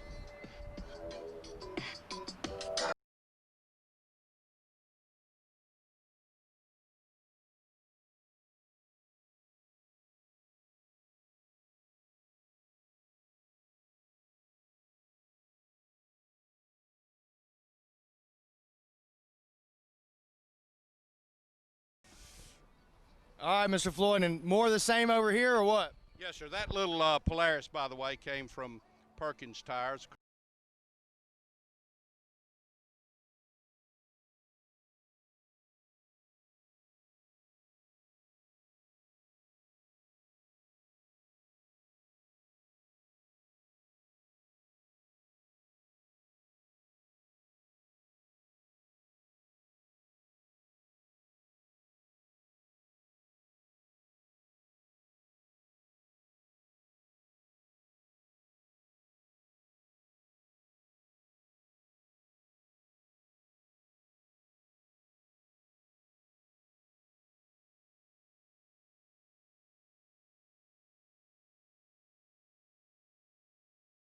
Audio, window tinting, backup cameras, audio, whatever it is, it has to do with car audio or alarms or anything. Come holler at Mr. Floyd. Go to our Facebook page. We just did a 22-foot blackjack.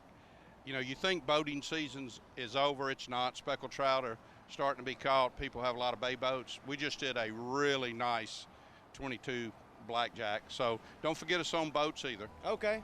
All right, and Mr. Floyd, before we go, you are a sponsor of football, so is there anything you want to say to the local teams or any shout-outs? Absolutely. Congratulations to East Central. They're in the playoffs. 2 of my grandkids go there, so go Hornets.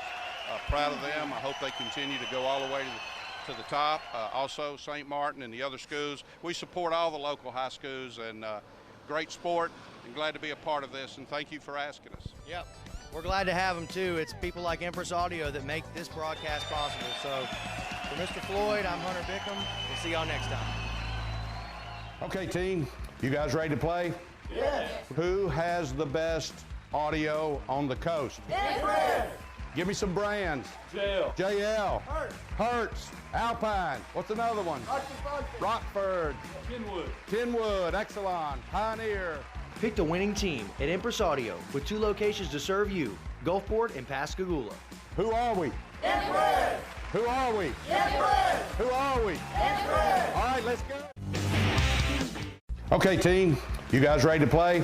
Yes. Who has the best audio on the coast? Empress. Give me some brands. JL.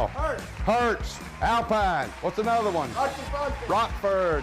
Kenwood. Exelon. Pioneer. Pick the winning team at Empress Audio with 2 locations to serve you, Gulfport and Pascagoula. Who are we? Empress. Who are we? Empress. Who are we? Empress. All right, let's go.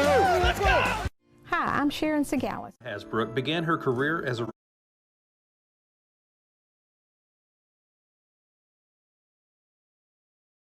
I'm a lifelong resident of Jackson County, married for 40 years, proud mother and grandmother. As judge, I have established a detention school and a drug court, also a parent rep program, and I held the first reunification celebration in the state. I developed and implemented the Heartbeat and Fostering Future programs for foster children and helped grow our CASA program into the largest in the state. I've worked hard for you. The courtroom belongs to you. It would be my honor to continue serving the families of Jackson County as your youth court judge. Please vote for me, Sharon Willis Segalis, on November the 6th. Third Coast Pawn and Jewelry in Ocean Springs is your one-stop shop for buying, selling, or trading. Get instant cash for your items of value. We buy jewelry, electronics, collectibles, coins, vehicles, boats, gold, tools. Anything of value that we can resell, we'll buy. We also do short-term loans on merchandise. So stop by today and turn your unwanted items into cash. That's 718 DIberville Boulevard, Ocean Springs. Call 228-818-0001 or visit the website at thirdcoastpawn.com. And then became an attorney. After graduating from Ole Miss Law School, she began representing the people of Jackson, George, and Greene counties, and has for the past 28 years. 12 of those years has been an assistant district attorney fighting for the safety of our children and communities. Only Tanya Hasbrook has the diverse and extensive experience needed to be your next Chancery Court judge for C2. Tanya Hasbrook, the name to remember. I'm Tanya Hasbrook, and I approve this message. Judge Dale Harkey is a native son of Jackson County. He spent his entire professional career serving us. As a prosecutor, he spent 11 years putting criminals behind bars. When we elected him circuit court judge, he promised to be fair and firm. He's lived up to those promises. As judges, we always consider the rights of an accused. But I never forget, victims have rights too. When you have a judge like Dale Harkey, you need to keep him. On November 6th, let's re-elect Dale Harkey, Circuit Court Judge. Bring Your Own Brush Studio in Ocean Springs is the top paint party studio on the coast. Invite your friends and enjoy the fun thrill of doing something outside of the box. Bring Your Own Brush offers a variety of different party types. All art supplies are provided, and local artists are there to guide you along the way. Classes start as low as $20, and walk-ins are welcome. Check out the website at bringyourownbrush.com and set up your next event, birthday, or anniversary today. Bring Your Own Brush Studio, 1204 Bienville Boulevard in Ocean Springs. Hi, I'm Gary Roberts. I'm running for Chancery Court Judge. Years ago, I played basketball on this very court. Not only did it pay my way to college, it taught me many valuable lessons along the way. Teamwork, discipline, and respect for others. Lessons I use in this court every day, where I've dedicated my legal career. Because some lessons you never forget. Yes. Trust Gary Roberts to be your judge.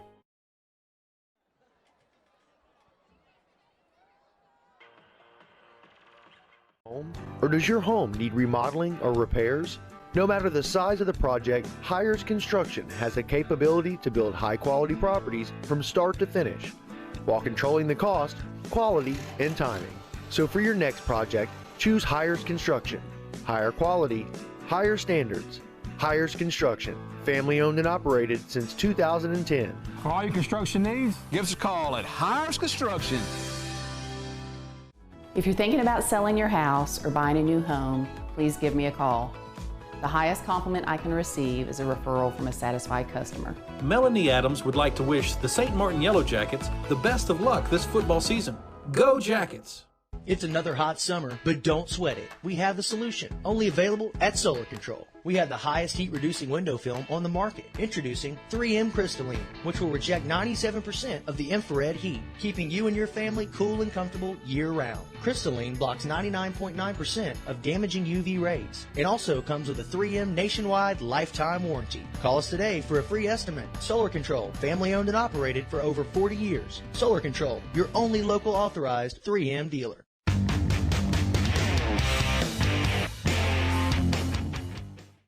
Oh, good. I can keep my hoodie on here. Check. Check. We're live, Coach. Let's do it. Are we back? Welcome to Buddy Singleton Field. 27-14 St. Martin, and Rick and I off camera just kind of talking about the possibilities, man. The possibilities. Well, let's talk about the possibilities. Right now, we're winning. Absolutely. And we hold on, get this victory. The Yellow Jackets going to advance into the playoffs. Now, we just talked to one of our coordinators here with WGUD. We're going to need some sponsor money so we can broadcast next week. So if you're a St. Martin business owner and we win this game, you need to hit me up. Hit me up. We need $750 to broadcast that playoff game next week. Now, that's all I'm going to talk about playoffs until the game's over, Coach. I'm not a superstitious man, but let's not put the apple. We got 24 minutes of football still left to play. So don't put the cart before the horse. These DIberville Warriors are not going to quit. I'm guarantee it. They're down 2 scores. They think they're going to get one right here. Let's see what we can do. Put it in the end zone again. Jared Wetzel was out early to get stretched, and another nice kick. Touchback. Yes, sir. Weapon. DIberville Warrior football, 1st and 10 at the 20. Sometimes, Coach, when a team is winning, and I know in your sport, basketball, it's kind of the same. You got a lot of the momentum. You got the winning going. Sometimes then halftime just kind of like messes you up. So what we need to keep the momentum going, the Jackets really need a 3-and-out right here.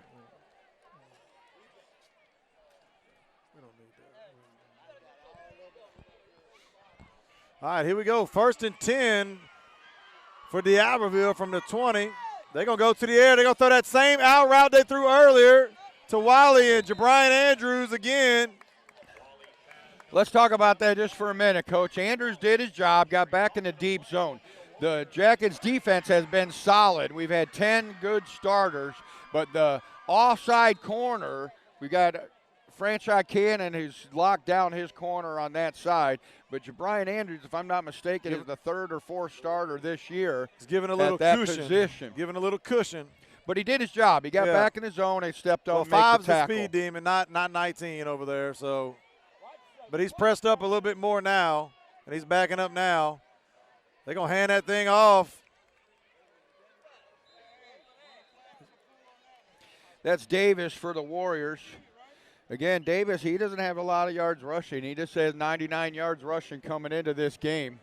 The Warriors' offense, realistically, Coach, everything goes around 7. Yes. Everything goes around 7. Well, I wouldn't be surprised to see a little play action here. They've been running it all half. Go a little play action, try to hit 5 down the sideline, and now Coach has made a great job. He's switched Franchise now. Franchise on Wiley over here on the edge. They're going to give it up the middle again, and he's met. First guy to him, Kenny Williams. Yeah, we ain't called Kenny's name an awful lot tonight because Norday's been getting all the tackles before he can get to Kenny. Well, Kenny, that's how you play middle linebacker. Yeah. You step up in the hole, and you deny the hole to the ball carrier. Once again, Kenny coming into the game with 100 tackles.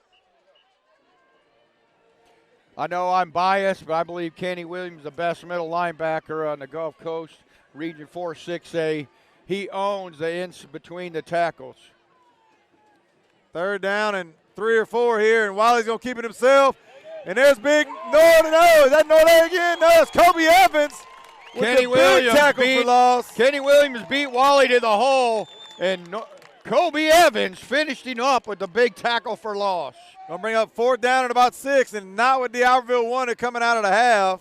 Well, the Warriors would leave in number 7 as their primary offensive weapon. Makes it really easy on the defense. We start keying what you call on here, 7. Rick? You call a fake or you call a punt? Not at 4th and 6. I believe they're going to kick it. Well, you kick it might be 35-14, 34-14. And he's up there close again. 5 is right up there near the line of scrimmage. St. Martin coaching staff back in Washington up a little bit. Little high snap. Don't touch him. Don't touch him. We don't even need to pick it up, but he's going to anyway. And by God, he's got a seam, and Elijah Washington. You're not going to catch it. He's going to take this to the house. Woo! Touchdown, St. Martin. And the Jacket fans are going crazy. Elijah, Mr. Washington, defying logic, picks the ball up with 4 Warriors around him and said, goodbye. He said, boys, I don't need any help. Just get out the way. Jace Franklin, I loved it, running beside him, gives a little pat on the butt right there. Oh, yes. Oh, yes. And DIberville, the Warrior Nation, is stunned over there as it's 33-14, and we talked about it off camera.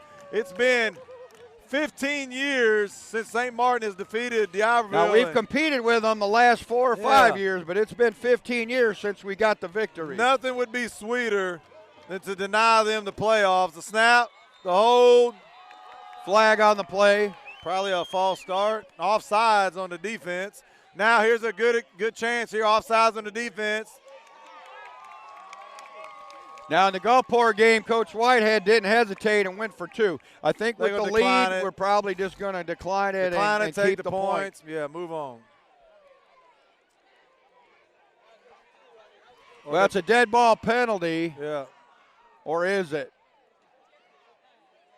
That is a dead ball penalty.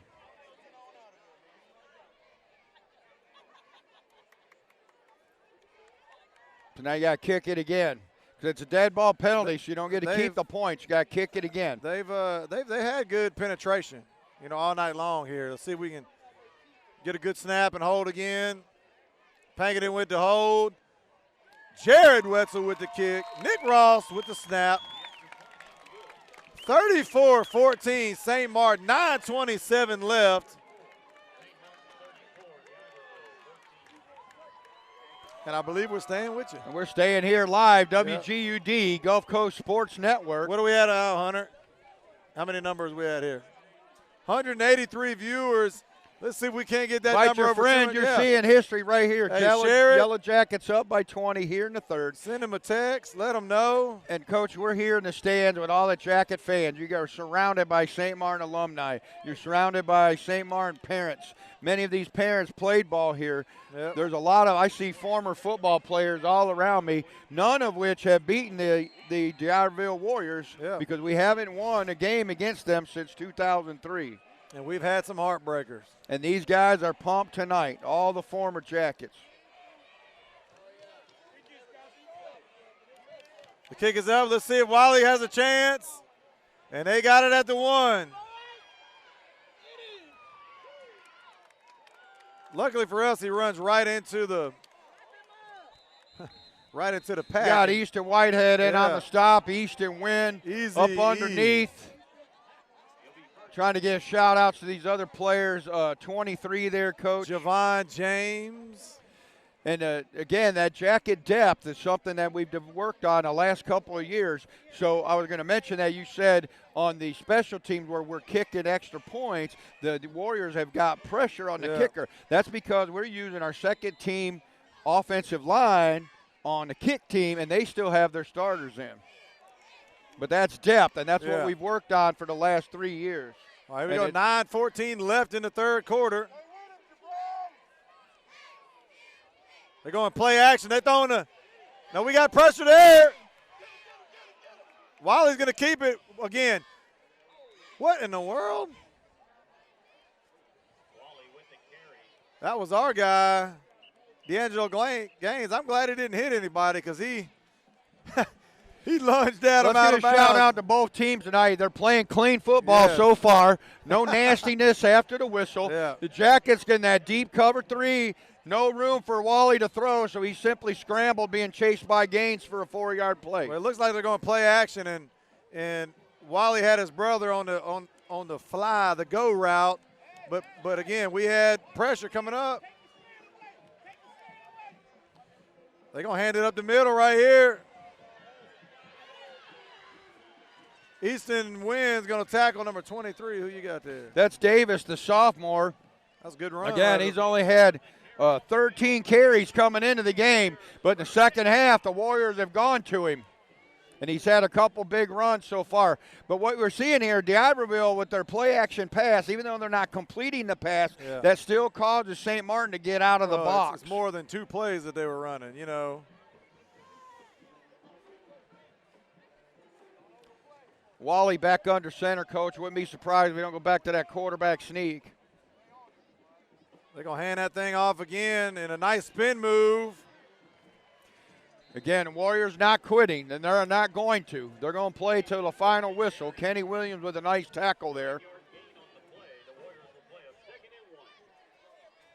The Warriors' O-line's getting some momentum against the 3-man front for St. Martin, which means the Rico Moore and Jace Franklin are going to have to start stepping up into the holes.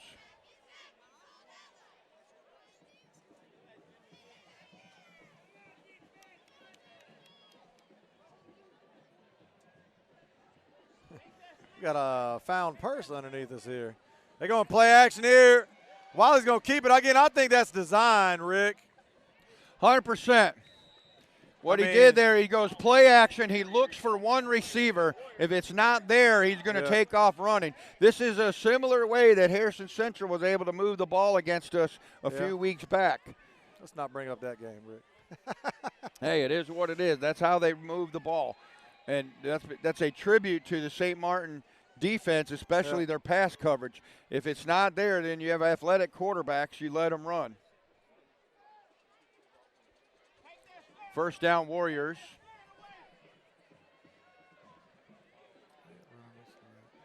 And they're pounding it right there with the sophomore. Davis again with the carry. 13 carries on the season, about 5 tonight in the second half. And he's gaining yardage on every play. 7:10 left in the third quarter, 34-14, St. Martin. Looks like the Warriors are finding a little offense behind their right guard with Davis running hard. Be second down and about 5 from the 26. There's the pump coming back to his brother. Franchot's there. He ain't lost a bunch of battles. He lost that one, Rick. Well, that's good coverage on the play. And that's just what you call a 50-50 ball. And the receiver went and got it, and the corner went up, but the receiver came down with it. That's just a good football play by the Wally brothers. They've probably been practicing that since they were 5 and 7 years old. 2-score ball game now, Coach. Get Franchot with him every step of the way. Both guys similar size, and but Wally had a little inside, probably, one step inside, was able to come up with that football. I say come up with it, but Franchot had his hands on it as well. But the kick is up and good. It's going to make it 34-21 St. Martin. 6:54 left in the third quarter. Staying right here with Now let's talk about that touchdown, Coach. Here's what set up that touchdown. The quarterback, Wally, looked left, which caused D. Ingram to step in that direction. And then he quickly comes back the other way. So your free safety coverage is now leaning the wrong direction, leading a one-on-one matchup over on the right side. And then the younger Wally just went up and got it.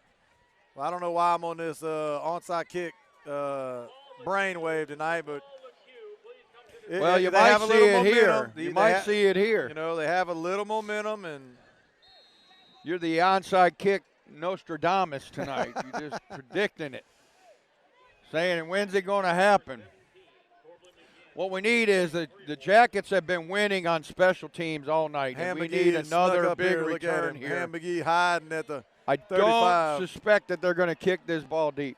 Well, Andrew Wynn over there at the 38. The field goal kicker's the kicker's trying to find somebody, and that ain't the guy they wanted it to go to, I can promise you. He's got an edge. Nice block.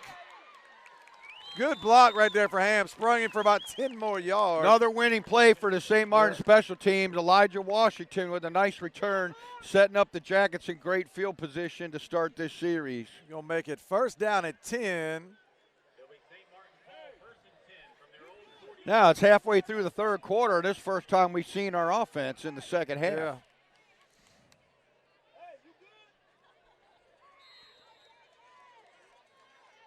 All right, first and 10 from the 40.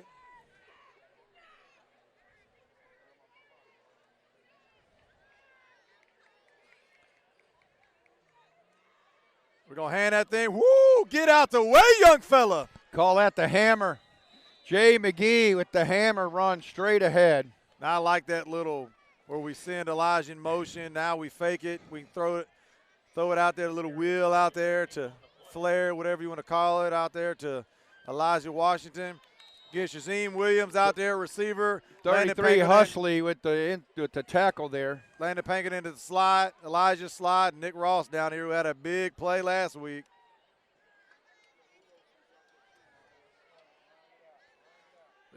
Billy Allen's going to keep it. Not the prettiest looking. There's a flag. Elijah's going. I don't know what the flag is here, but usually if that's coming from the referee, it's going to be a hold, and it is a hold. So just a little option play there, a little triple option. Not pretty, but the hold negated the play early on in that play anyhow. So it's going to be a 10-yard penalty from the spot. Backing the Jackets up, going to remain second down about 13. Jackets protecting a 13-point lead. They want to keep the clock running as their friend, if at all possible. Twin set here for the Jackets. Ham McGee on the right. Well rested. Million's going to keep it. Bouncing up. If he could have kept his feet, he would have been still running. That was a pretty play, Coach. What you had is right guard, right tackle pulling left. Fake the Ham behind those guys, and the linebackers over pursue. So that gives Million a nice hole on that right side. Well, it's got to be very tough. well read on that read option by Million Graham. Got to be tough if you're the defense coordinator of the other teams and you got to worry about Ham. But, man, we just have so many other weapons. Defensive backs now backed up about big 7, third 8 down yards. play. We're going to hand that thing to Ham. Let it, Brandon, follow Brandon Cunningham up the hole. Going to be another yellow jacket. First down. Woo. Brandon Cunningham pulling left from his right tackle position, showing the athleticism for the 6'4", 300-pound big man.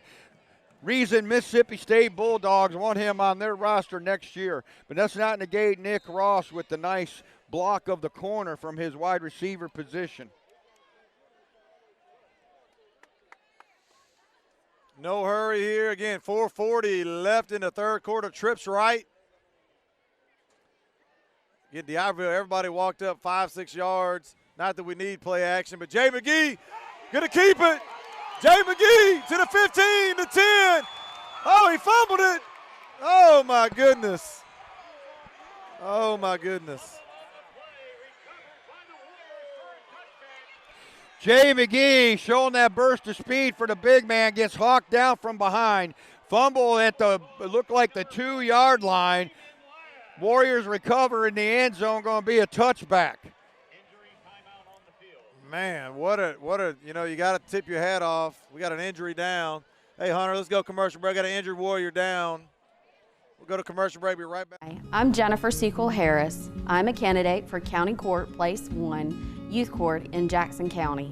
I've been a resident of Jackson County since 1995 and have practiced law here since 2001. I have served as a guardian ad litem for abused and neglected children in both youth court and chancery court.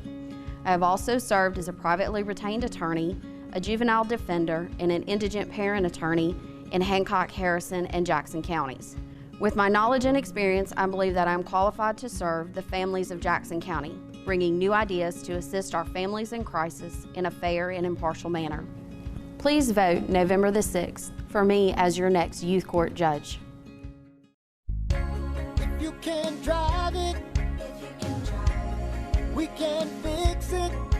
Johnson Tire and Auto Solutions for new tires and engine repair. If you can drive it, we can fix it. The best service you can get. Johnson Tire and Auto Solutions. If you can drive it, we can fix it.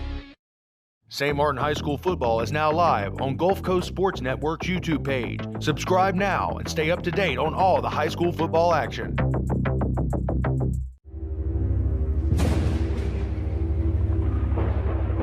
Hey, I'm Lee Turner, the host of After Hour Cinema. Be sure to join us every Friday at 10:30, where I'll be sitting right here bringing you the very best in B-movies. Savage Skillet and Tim Allen with Gulf Bank presents a new cooking show that features beautiful homes for sale by Coldwell banker Alfonso Realty. It's a taste of real estate with host Jared Wable. Watch all episodes now on Facebook or WGUD's new Roku channel. Welcome back, Buddy Singleton Field, and number 33, Husley, is needing a little help getting off there, Rick. Looks like it's an ankle. Yeah. Husley's made a lot of tackles for the Warriors right before the break.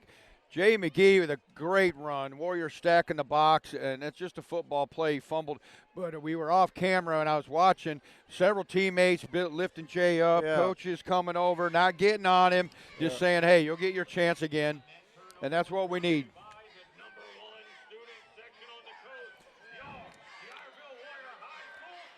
All right, Jackets protecting a 34-21 lead, Coach. 4:21 in the third.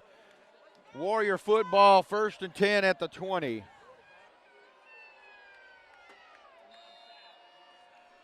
All right, now, again, we need a big stop here from the defense. They're going to hand that thing off again. I didn't catch the ball carrier. Probably 23. It's hard to. He's been their main guy in the second half so far. That is Davis, correct? Yes, Davis, 23, the sophomore.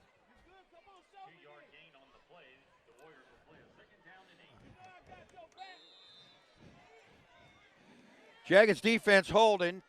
Held Davis to 2 yards there. Looked like Kenny Williams in on the stop. 2nd down 8, Coach.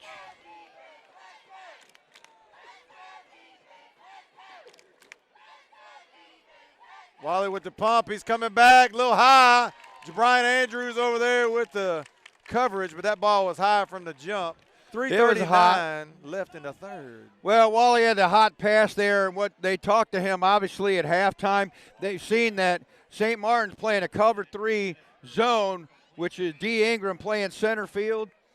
And each pass play so far here in the second half, he's pump faked to one side and came back to the other, trying to look off that safety. Rick, up to 202 viewers right now. Come on with it. 3rd and long. Watch Franchot Cannon right here, locked up with Wiley. It'll be timeout DIberville, but that's going to be the matchup to watch right here. 5-on-5.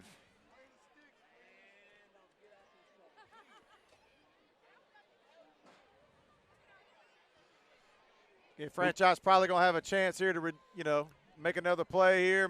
He's made plays all year. His coverage has been terrific. Just sometimes they're just 50-50 balls. We see it every Saturday, every Sunday. Terrific corners, terrific receivers. Cornerbacks got to have short memories,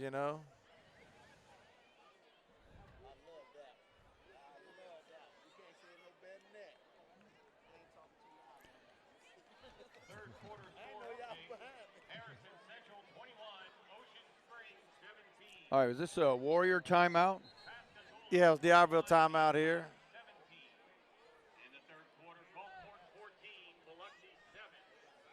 Well, there's been plenty of action tonight, Coach, and I think we still have plenty more to go.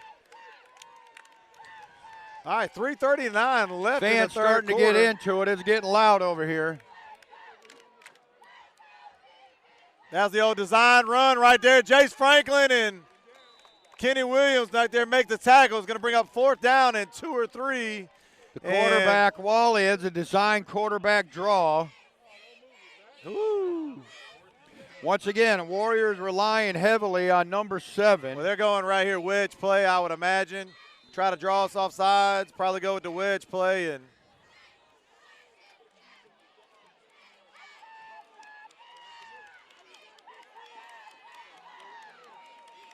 fourth down, Warriors going for it. And look, Norday's done a much better job. Early in the season, he was jumping. It's tough not to jump there when you know they're coming Well, right all at the you. marbles are there. There was a hard count, and I'm not certain the offense didn't move. Dead ball penalty. Offense. Hey, Ball start. Hey, I'm going to go ahead and tell you what I always say when a referee in basketball makes a call. Best call of the night, sir. That's right, Coach. Best call best of the call night. I've seen So tonight. we're about the dog 59, but he saw movement, and he's allowed to get after it. Well, DIberville. What I like about Norday is he goes full speed. Yeah, there if ain't no he's doubt. offside, he's going to hit somebody anyway. You might as well. All right, here we go. 4th down, Warriors back to punt. Elijah, Mr. Washington, back deep for the Yellow Jackets. What do you do if you're DIberville? You try to kick it out of bounds, but I'd rather the ball go out of bounds at 10 yards than to let Elijah touch it. I ain't even trying to block it. He's got room and all kinds of black jerseys around him. Well, I hear some fans saying don't dance. We're dancing. Well, Just that kinda was a with it, short yeah. punt, and with a short, quick punt like that, Elijah fielded it well, but it doesn't lend itself for the opportunity to get the block set up. He's just kind of shaking those feet, seeing if he can find a hole right there. But he did well. You refielded the ball. We got the ball in midfield. Yellow Jacket football, 1st and 10 at their own 49. All right, now let's see if we can't punch this thing back up to 20 here, Rick. 2:46 remaining in the third. Jackets lead 34-21. Gonna be trips left right here. Shazim Williams by himself on the right side. Ham McGee on the right side of Million in the gun here.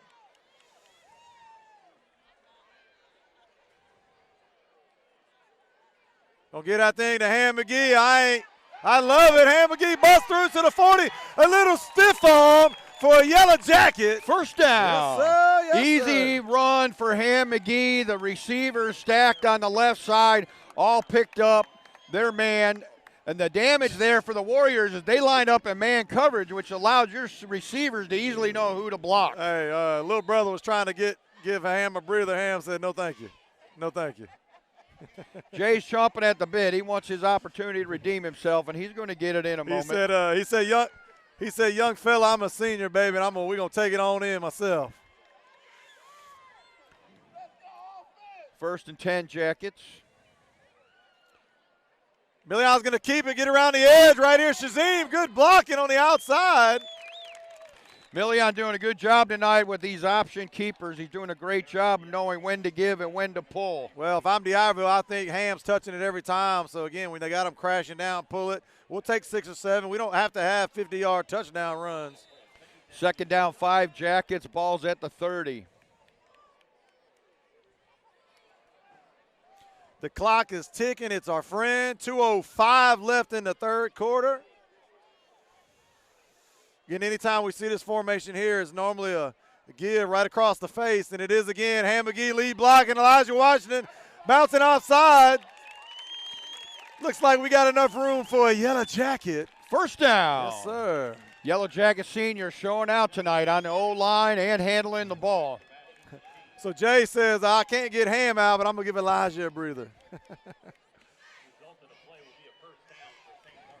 So Elijah Washington checks out. Jay McGee checking in. And look, I'm going to tell you what, I love following behind Jay. I like to go jumbo here and follow behind that hammer. Let him get out and block a little bit. Give a little of that frustration from that fumble. Let him take it out on somebody. I expect Ham McGee coming across the face here. But normally we're going to go Jay McGee Warriors across. stacking the box and then man coverage across the board. Nothing pretty. Nothing pretty. Again, we're going right there. Ham McGee coming across. He's still running. Let go of me. I like it. I like it. Jay McGee with the lead block through the hole gives Ham the room to get through the crease. Looked like number 3 for the Warriors hanging on to his jersey. That's Mr. Wright's his name, the junior. 1 minute left in the 3rd quarter. St. Martin 34, DIberville 21. Jackets protecting a 2-score lead, trying to make it 3. Look, again, I'm running this play clock down, Rick. I don't know about you. I'm taking it down to 5 or 6 every time if I can. It looks like we're doing that right now. Momentum, get the tempo going. Snapping it at 8. Million's going to keep it himself.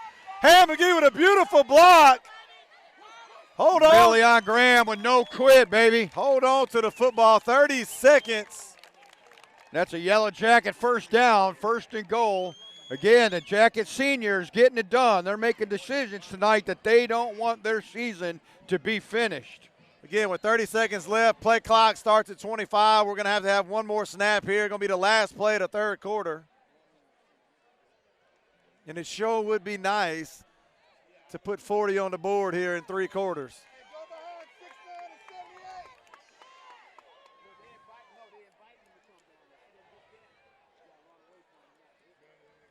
We're going to follow behind Ham McGee. Untouched. Woo! Touchdown, St. Martin. Dustin Lucky just wasted his man on the left side, and Million Graham walks in for 6. I tell you what, last week, man, we hit a groove offensively, and, man, we hadn't let up. Coach Whitehead, I don't know what he's feeding them. Last night, Shang Langford, and I'm not last night. Today, Shang Langford and Kerry Fountain put on a little barbecue for the guys, and by God, if that's all it takes to put that kind of production out there, we need to be barbecuing every week. 41-21. Be right back after commercial break. No, Hunter said we're going to stay here. Good. I'm glad we're staying here because I want to talk about these Jacket seniors real quick. After that Ocean Springs game, it came to my knowledge that the seniors had a senior-only meeting. All right. And they made a decision that they weren't losing these last 2 games. They put it on them last week with the shutout over Pascagoula, and the senior class is leading this team right now. Yeah. The coaches are calling the plays, but the seniors are executing what they need to do, and it's contagious to the rest of the ball club. Well, the best teams are the ones where the kids can control and monitor themselves and being able to hold themselves accountable. The coach drives the bus, and they take care of everything else. Going to be put in the end zone right there. Jared Wetzel, another touchback. We're going to have one more play here left in the 3rd quarter. And I tell you what, I wouldn't mind a pick 6 right here, Rick. And I know I'm being greedy. And I know I'm being greedy, but by God, they can't keep running the same 2 plays they're running. They're going to have to open up the offense, and hopefully that leads to a pick 6. We've had a few. Well, let's talk about that senior meeting again, Coach. It wasn't who you might think that decided they were having the meeting. It was Ethan Anderson and the offensive line that started texting and calling everybody and saying, hey, we need to get this straight and decide what we're going to do. That don't surprise me. It's going to be the last play. Number 7, Wally, again on the carry. All right, the end of the Kenny third Williams quarter. on the stop. End of the third quarter, 41-21. St. Martin be right back after a word from our sponsor. Every day, a chancery judge takes responsibility for other people's lives by making decisions on cases presented to the court. In my opinion, a chancery judge should have a real compassion for other people, should have a real understanding of human life, and should have a depth of legal experience. I'm Mark Maples, candidate for Chancery Court Judge, asking for your vote on November 6th. Save Right Pharmacy is your friendly neighborhood pharmacy that has proudly been serving the St. Martin community since 2001. Stop and Save Right and receive personal attention from an educated and friendly staff. Save Right isn't just a pharmacy. They have gifts, healthcare items, cards, and much more. They also have bill pay, money orders, and a free blood pressure machine. Save Right's convenient drive-thru makes getting your prescriptions easy. And don't forget, you can drop off prescriptions before or after hours. So for all your pharmaceutical needs and more, remember, save time, save money, save right. At ProduCare, we understand that peace of mind is everything. We give families the opportunity to remain safe and independent in their own homes while receiving the elder care they need. We're available for you and your family 24 hours a day, 7 days a week. Hi, I'm Jamie Wynn with Prada Home Care. We are pleased to provide our services to individuals along the Gulf Coast and surrounding communities. Give us a call today. Prada Home Care. Call today for a free consultation, 228-355-9971. Welcome back, and you just missed it. I don't know if we can get a replay right there, Hunter, but Wally went with the read option. Rico Moore stayed home and just leveled him. Nowhere to run. I'm over here looking at Hunter to see if we live, and I missed it. Well, the 7 Wally went with the read option, decided to keep because it looked like Rico Moore was blitzing, but he fake blitzed and leveled him. By 3rd and 8 here.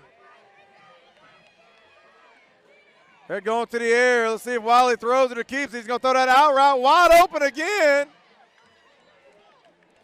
Wally to Wally on that pass play there. The brothers connecting. Man, I don't blame the Jackets defense too much for that reception. They play in a cover 3 zone, and they're vacating the underneath where Jace Franklin blitzed on that play. So when you go cover 3, you sacrifice the underneath if you bring the extra man on pressure. And the Warriors have been able to find that a couple times tonight.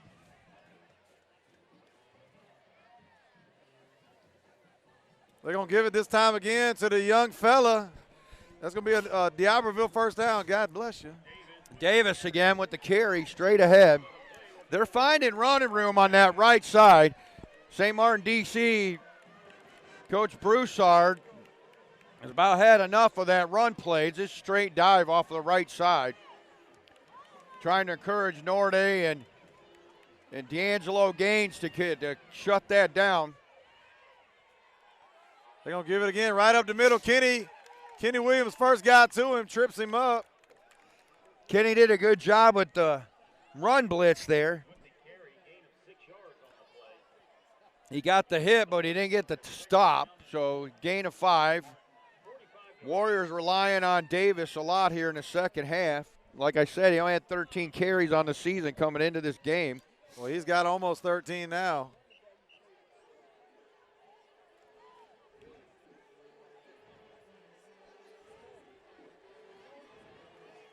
Wiley coming around the left side here, tripped up by Kenny Williams. The best middle linebacker in Region 4 6A, number 44, Kenny Williams with a run stop. Jackets had that play covered anyway. I got a feeling DIberville's used to getting big gainers off of that most of the year. But this Jackets defense does play fast. Third down, Coach.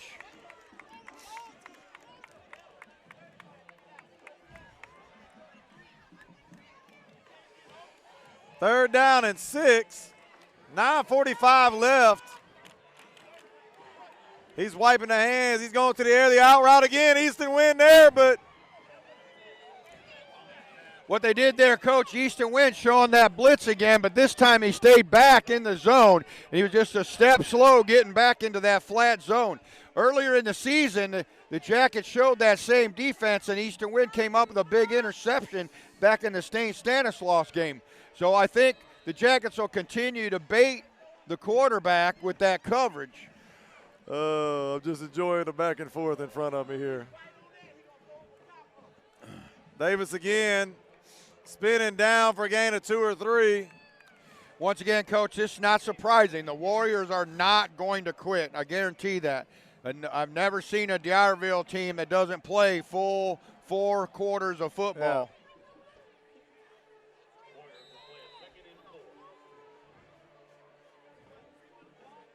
This is a key drive for both teams. The Warriors need to get it in the end zone. The Jackets need a key stop.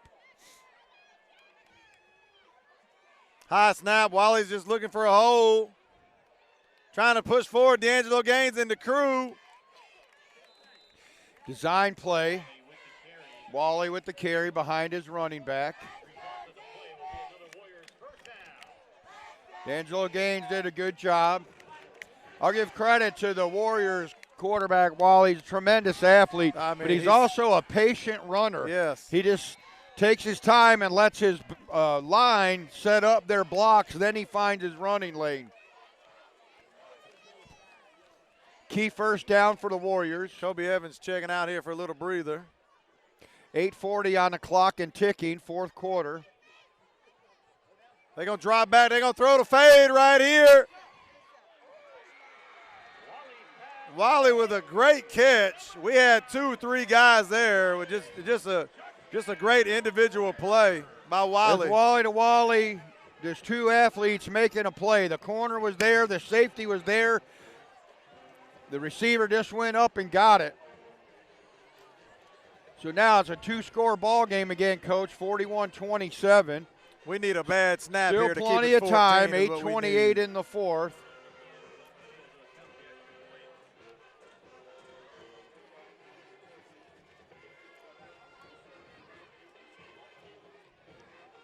There's the low snap, but he's able to put it down.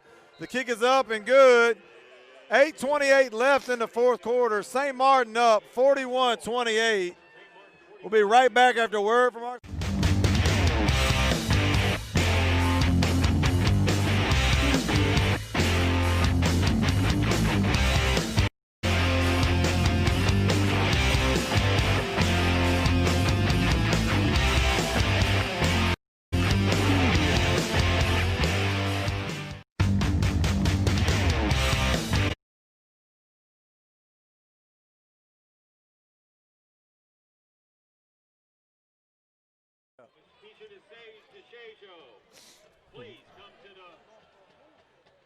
Are we back? All right, welcome back. Buddy Singleton Field, 8:28, and hey, eventually we're going to see the onside kick, Rick. Come on, Coach. Keep calling it. You keep calling it, it'll hit. Yeah, you know. Ain't nothing worse than playing your numbers in the lottery and then you don't play them and they hit. Right. Well, we were talking during the timeout, Coach.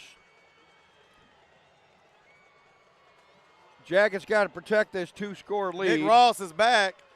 Let's see if they kick to Nick. I wouldn't kick to Elijah. It's going to be Nick Ross, who last week had a 90-yard touchdown reception. He's got wheels too. Nick Ross has an edge. Cuts up to hold on to it, Nick. Hold on to it with 2 hands. Woo! Nick Ross, again, depth at playmaker position for the Yellow Jackets. Number 14 like, on no matter where you kick Warriors. it now, we got speed, you know. Number 14, Lias, the sophomore, with the tackle for the Warriors. Jacket football 1st and 10. We were talking during the break. The Jackets have not punted tonight at all. We've either had a turnover or a score. Well, we'll take a score. We did have a missed field goal. We did. I wouldn't call that stopping us. Trips left here. Let's just hand that thing to number 1 and woo, lower that head, son. Again, he's leaving DIberville football guys, you know, again, trying to hit him low. He's just a hard guy to take down. Let's talk about Coach Lyons, Coach Wyndham, and how they've used their personnel in the third quarter. Ham didn't carry the ball a lot in the third quarter. No. He carried it a lot in the we first didn't have the half. ball a lot in the third quarter. Well, he's going to have fresh legs here in the fourth, and that also goes back to our depth where we don't have really any players playing both ways. All right, so we got official timeout.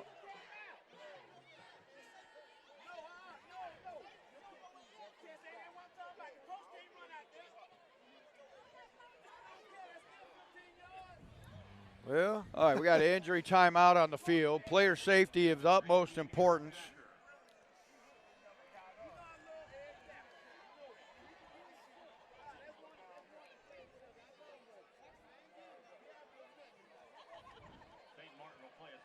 All right, some of the St. Martin's fans thinking there's some shady things going on, like we wanted we had an injured player. Coach wanted a substitution, perhaps, but I'm not injured player out there. I'm not going to speculate that. The kid's injured; he needs to lay down. Yep. Ooh, hold on. Ooh. Million Graham straight ahead for the Jackets.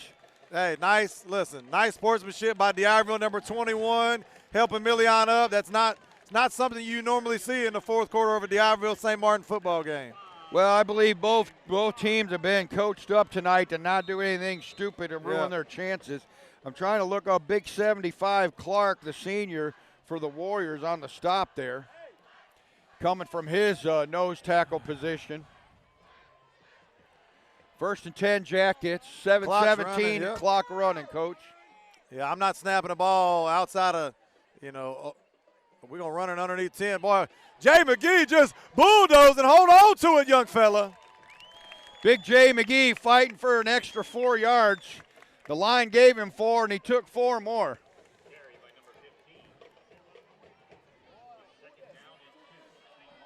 North and south, Rick. I like north and south running. I'm trying to catch that number 14 for the Warriors is on the tackle. Lias again, the sophomore. Interesting to me, Coach, the Warriors players that are making plays now are sophomores.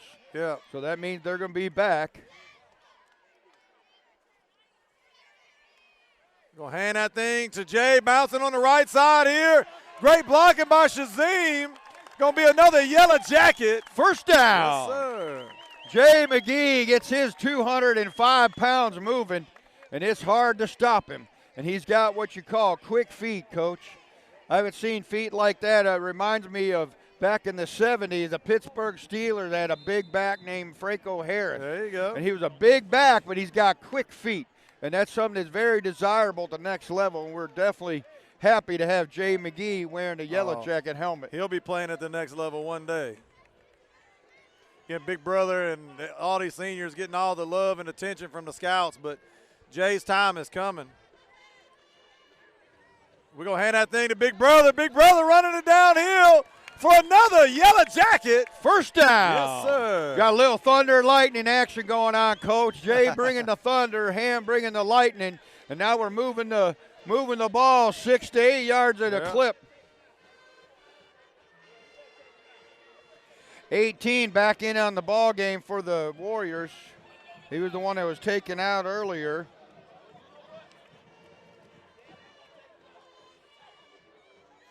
.543 and counting, 41-28 St. Martin. Jackets First down pushing and 10. in deep into Warriors territory. Yeah, look ahead. When you jump off sides there, Stripes, you got to call it.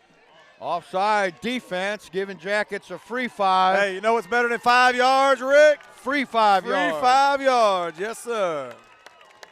Jacket players starting to feel it. Fans starting to feel it. Been 15 years. Well, we're going. I was at that game, Coach. Oh yeah, I was there. And I barely remember it. It was 15 years ago. But I want to say it was like a 35-0 win. I mean, it was a runaway. Well, it's been said to me that it's not a rivalry if one team keeps winning. There ain't no doubt. Man, look at that run. That is inspired running. Ham no doubt what McGee, you the just senior. said. Hey, there ain't no doubt what you just said. It's not a rivalry when one team wins 90% of the time. Well, the Jackets are changing that tonight, Coach. Ham McGee has been on it the whole night. Gas on the pedal.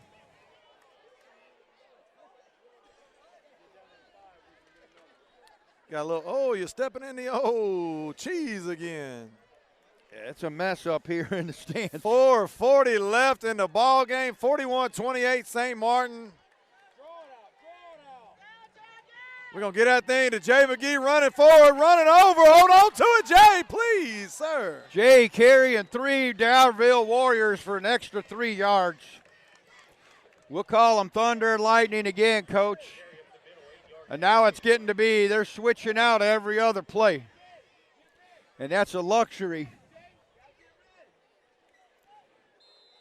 And let's just call it like it is also, Coach. We can't forget Easton Anderson, Dustin Lucky, Johnny Air Cazo, Brandon Cunningham, Devin moving the pile, Devin Washington. Yeah. This old line for St. Martin's been getting it done tonight, Coach.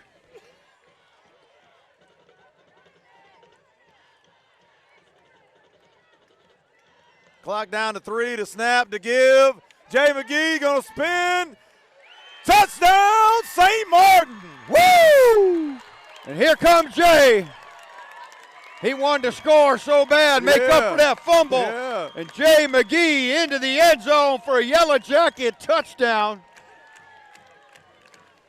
The band is playing. The fans are dancing. There's been a 15-year load lifted off of this community over here, Coach. DIberville again, not sure what, they don't know what hit them over there. All I got to say, and I respect the DIberville Warriors, but this is not same old St. Martin here. Nick Ross, the snap, the kick, it's up, it's good. 48-28 St. Martin, 3:36 left in the fourth quarter. Going to stay right here with you. All right, now we're going to talk about it a little bit. Sponsorship for next week. So we've accumulated sponsorships that have ultimately paid for us to have this broadcast, live broadcast. Let me interrupt your speech right there, Coach. I just got a message on my phone. It says, when we win, the St. Martin Yellow Jacket Foundation will sponsor next week's WGUD playoff game broadcast for the entire $750. All right. Go Jackets. Yes, sir. Go St. Martin Foundation. If you aren't familiar, I need to give them a plug. The Yellow Jacket Foundation is the fundraising group that puts the Yellow Jacket car tags on the cars. Go get your Yellow Jacket car tag. That money goes to the foundation. Foundation's paying for big money for all Yellow Jacket sports. We thank David Gallat and Mike Volmuth for stepping up now and sponsoring next week's playoff broadcast. The kick is up. And, whoa, you got you. You slip on that cheese? Man, there's cheese and Coke and everything over here. We're good. All right, you went backwards, man. I'm good. Your wife ain't going to be happy if I let you fall off the edge here. We ain't going anywhere. All right. 3:36, Coach. Man. 20-point lead. Next week taken care of. Not sure where we're going to be, but we will be on the road. Still want to finish here with no issues. No nonsense. Yeah, nothing that's going to hurt us. Let's talk about that. A mental game. I hope the coaches are talking them up. The players have done a great job tonight. They don't want to lose a mental game because if they get ejected tonight, they can still be kicked out of a playoff game. They go to the air. Elijah, hit him in the head. Wait. Way to use your head, young fella. Wally threw that ball about 60 yards in the air, showing what kind of athlete he is. Looked like Kozlowski was the intended receiver.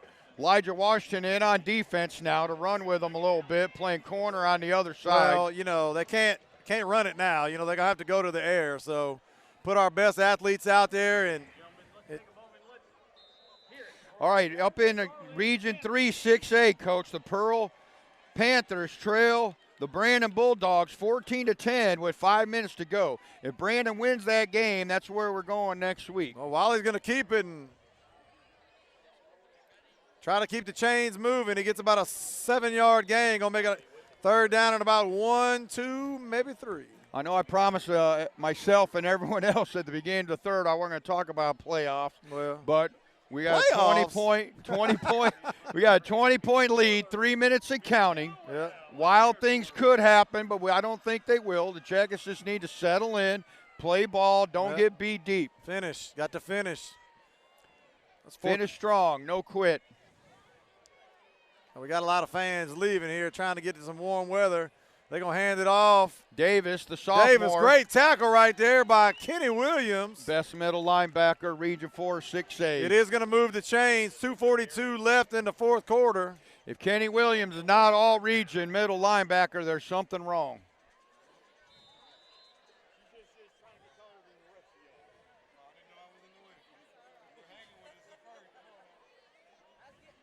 .233 and counting here, Rick. 48-28, Yellow Jacket lead.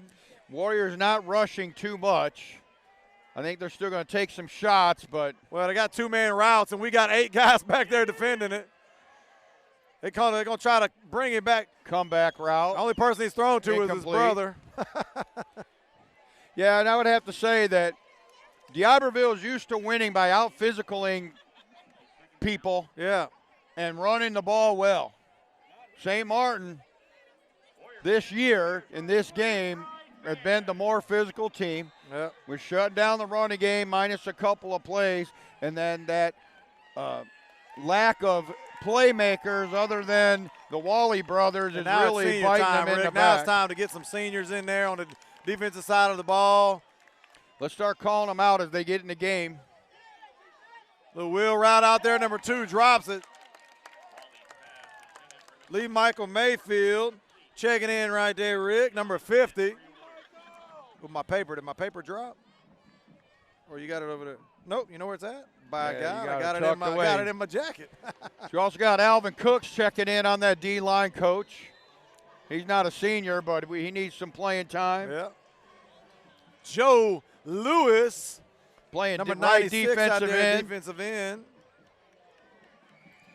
The secondary stays the same.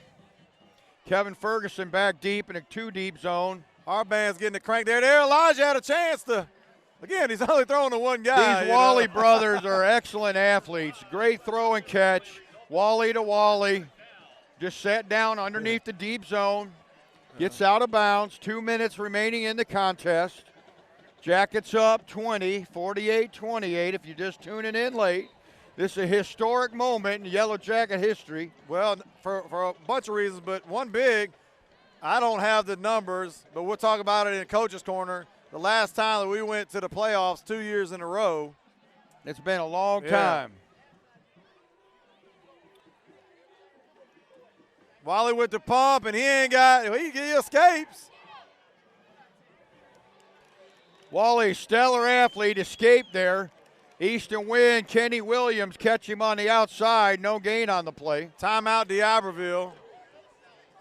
The clock did not move on that play. Well, they're trying to get him some more. We do have a lot of fans that are pointing. Yeah. Heading out. The clock did not move on that play. Well, I can promise you they don't care what we got to say over here.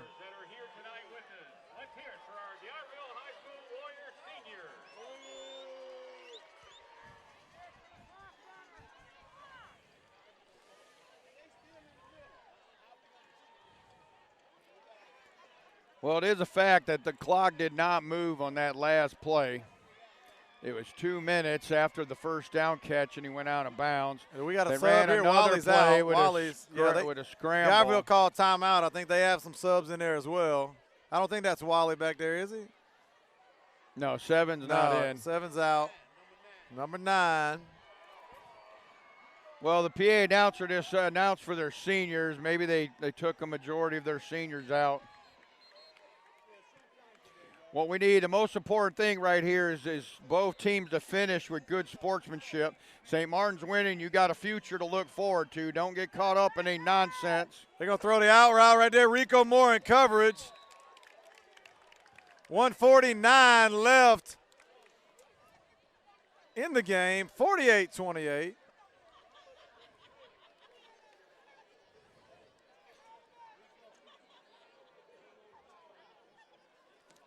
And I don't have a number 8 on this roster at all for the Warriors, so I have no idea who's playing quarterback for them. Could be a freshman that they pulled up. Who knows? 3rd and 10, Warriors. Low snap. The Jackets are coming back. Alvin Cooks and Jace Franklin, the juice, with the tackle. Rico Moore showing good sportsmanship, helping the young man up. 130. That's what counting. we need. 130 and counting. Jackets going to likely move on to the victory for the first time since 2003. Carr is checking in, number 74. Carr is Hamilton. 1:10 left in the game. Wiley checks back in.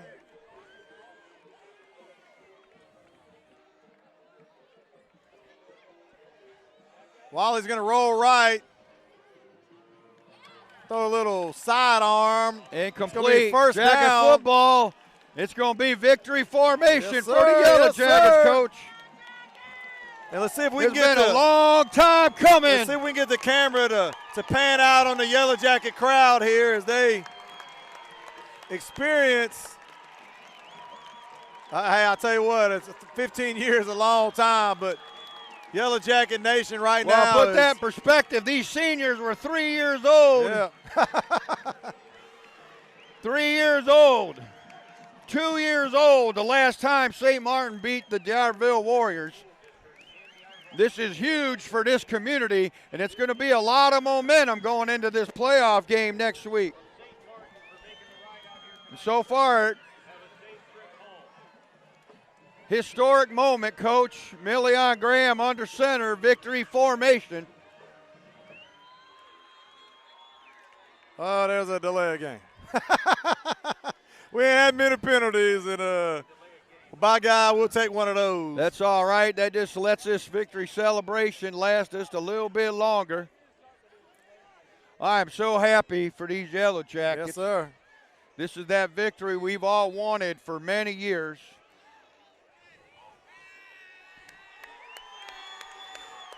St. Martin seniors coming over, getting the fans crunked up. Victory formation, single snap. I don't think the officials are going to make them snap again. They might. Yeah, they're going to go ahead and start the play clock now. It'll be one more snap. It's going to be a ball game. Well, let the play clock get under 25. Let it get under 25 before we do it. Happy for Coach Whitehead, coaching staff, a lot of former that last Warriors. snap, There we go. victory formation. Million Graham, Ham McGee, Elijah Washington, the rest of the seniors have done it. St. Martin has beaten the DIberville Warriors and advance to the Mississippi 6A playoffs. Anytime you beat DIberville, it's a good feeling, and we've been fortunate enough to. DIberville ended my high school basketball career in 1995, and I tell you what, we have had a lot of success on the basketball court versus DIberville, but not on the football. Tonight, man, it's a. I don't know. You got coaches inviting the fans on the field. I don't know if the coaches are. Those are parents. You got inviting. coaches telling the parents. Well, and we students, don't need. come on. We don't need students. Yeah, I don't know if that's a good idea, but because kids act a fool sometimes, and well, I don't think they need to be on the handshake line, but they Yeah, need to get yeah, right here and be yeah. ready to celebrate when the Yeah. team comes back over Yeah, here. they can be over This here. reminds me, Coach, of Coach Whitehead first got here. We broke a 27-game losing streak at the Hancock Hawks, and Coach sent the players into the stands. Yeah. This is another historic victory with all kinds of backstory lines. Well, big time victory for the Jackets. And like I said, we'll know 100% for sure on Coach's Corner Tuesday. We'll know all the details, where we're going, in case there's some tiebreakers and things like that. So we got 3 minutes to go in this Brandon Pearl game. Brandon still leads 14-10. We're going to stay right here, Hunter, or just go ahead and we're going to go to break. Go to break, be right back with the post-game show. Okay, team, you guys ready to play? Yes. Who has the best audio on the coast? Give me some brands. JL. Hertz. Alpine. What's another one? Rockford. Kenwood. Exelon. Pioneer. Pick the winning team at Empress Audio with 2 locations to serve you, Gulfport and Pascagoula. Who are we? Empress. Who are we? Empress. Who are we? Empress. All right, let's go. Let's go. Hi, I'm Sharon Segalis. For 16 years, I've served as your youth court judge in Jackson County. I'm a lifelong resident of Jackson County, married for 40 years, proud mother and grandmother. As judge, I have established a detention school and a drug court, also a parent rep program, and I held the first reunification celebration in the state. I developed and implemented the Heartbeat and Fostering Future programs for foster children and helped grow our CASA program into the largest in the state. I've worked hard for you. The courtroom belongs to you. It would be my honor to continue serving the families of Jackson County as your youth court judge. Please vote for me, Sharon Willis Segalis, on November the 6th. Third Coast Pawn and Jewelry in Ocean Springs is your one-stop shop for buying, selling, or trading. Get instant cash for your items of value. We buy jewelry, electronics, collectibles, coins, vehicles, boats, gold, tools. Anything of value that we can resell, we'll buy. We also do short-term loans on merchandise. So stop by today and turn your unwanted items into cash. That's 718 DIberville Boulevard, Ocean Springs. Call 228-818-0001 or visit the website at thirdcoastpawn.com.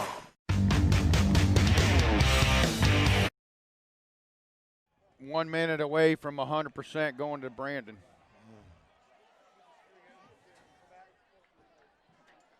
All right, we good? All right, welcome back, Buddy Singleton Field. 48-28, St. Martin comes away with the victory. Back-to-back state playoff berths. 4-3 now, ultimately gets us into playoffs. DIberville season's over.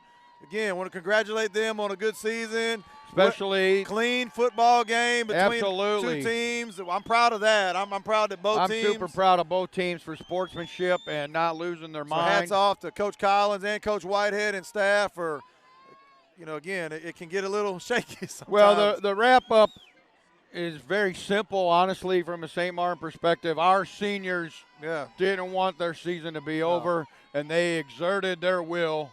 My brother-in-law texted me a minute ago and said I made up my own words. So, yeah, Craig, I cheat at Scrabble, too. I just make up my own words. He said, because we said we were out fiscally them. And I probably did say that, but St. Martin was more physical than the DIberville Warriors tonight. Ham McGee showed up, made a statement. And that's pretty much the football. Bottom line, we didn't throw it but once or twice, and when we did, it wasn't for a big gain. It was smash mouth football. Ethan Anderson, Johnny Iraquazo, Dustin Lucky, Brandon Cunningham, and Devin Washington leading the way up front. Absolutely. And, it wasn't again, when you can run the football like that, you don't need and then the 3 or 4-headed monster of Ham McGee set the tone early in the game, would not be denied, fighting for extra yards. His brother Jay comes in, Million Graham fighting for yards, diving into the end zone. On punt returns, kickoff we returns. beat them in all three phases. The kick return by Andrew Wynn was huge. Yeah, when you put the 48 kick points, return by Nick Ross was huge. Yeah, when you put 48 points on the board, there's a lot of big plays. Right. So I got my phone going, Coach. We're about 60 seconds away from finding out where we're going next week, if you want to talk about that. Well, again, and who knows, there might be some wrinkle in there somewhere. Hopefully it's – I don't want to tell them the wrong info. If it's 100 – is it tied or – 14-10. I'm not talking about tiebreakers, so there's no tiebreakers? There's no tiebreakers because we're definitely the 4, though? So Brandon Bulldogs are the ones will be, if this holds up, there's 1 minute to go, and they have the ball leading 14-10. Yeah. Brandon is undefeated in Region 3. It's impossible for us to be the 3 seed because –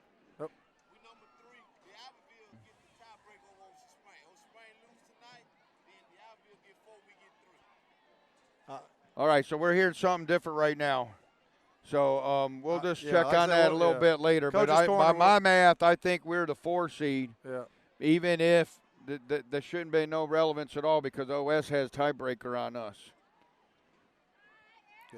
So, anyway, we'll press on. We'll let Coach Whitehead tell us who we're going to play Tuesday. Right. So, my guess is we're going to the Brandon Bulldogs.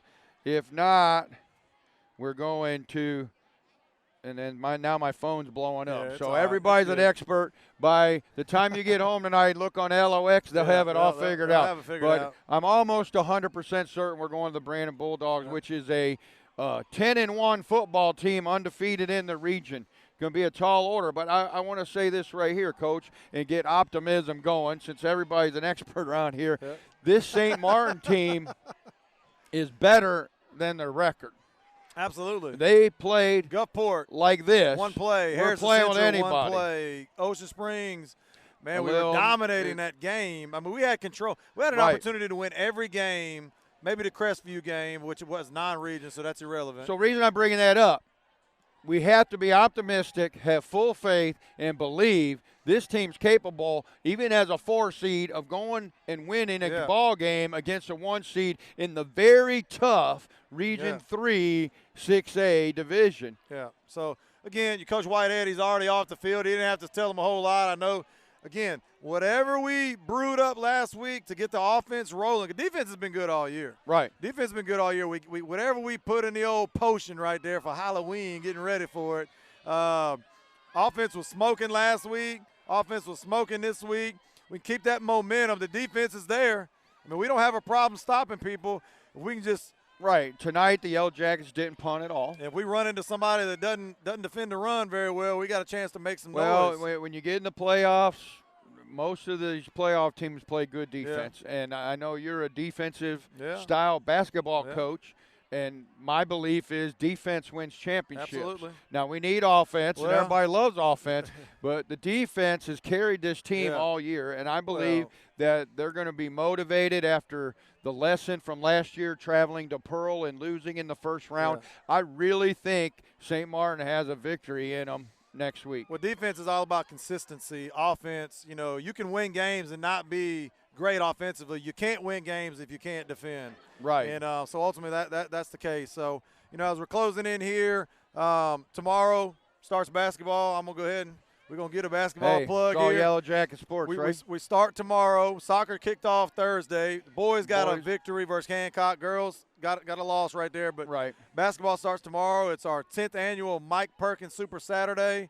Only 2 games on tap tomorrow. We've had a bunch of different schools decide they want to put their own events together. It's kind of pool teams from everywhere. So only 2 games starting tomorrow. 1:30, Pass Christian takes on West Harrison at St. Martin. Then at 3 p.m., the Yellow Jackets take on Long Beach. First game of the season. We're excited. Guys been working hard. I'm proud of them. Just like out here on the football field, it's an exciting time. Right. It's going to be a good week. The 5. The whole school's going to be excited. Basketball's starting, football's advancing. Coach, before we wrap up, let's take a look at and thank all of our sponsors. I want to thank WGUD. I want to thank Hunter, the rest of the WGUD crew. Do we need an October? We're going to work on getting the October finish line performance player of the. Who's our guys tonight? Who's our guy? We ain't even talked talked about. And now we got to get our no quit. There's so many guys who worked it tonight. You have to start. My no quit award starts with senior leadership and number 1 tailback Ham McGee. Ham McGee. He made the decision from start to finish. We're going to win this ball game. So that's 1. It's hard to narrow it down. It's a full team victory. Elijah, they were all big plays. Line was blocking. I tell you what we're gonna do, and you're the man. You got to. If we can get 5 buffet cars for the line. Give it to that old line, Coach. Yeah, to the line. Let's we'll do get that. It. We'll do that. We'll get it. We're gonna go Ham McGee obviously for a beautiful game. Right. We're gonna give Ham this time. We're gonna give Ham the Smokehouse Bayou barbecue beef jerky and the Smoothie King. And we're gonna get 5 ways to feed the old line. 5 buffets at Sicily's Pizza. If your man can come through there, and we'll feed the whole line. We'll make it work. Alamassey, if you're tuning in tonight, we love you. Thank you for sponsoring that No Quit Award, and we'll make that happen. All right, Rick. Well, it's officially 9:37, and it's time to go get warm and get ready for the basketball game tomorrow. I got to be at the gym early. And it's a great night to be a Yellow Jacket, loud and proud. See you next week. See you, coaches.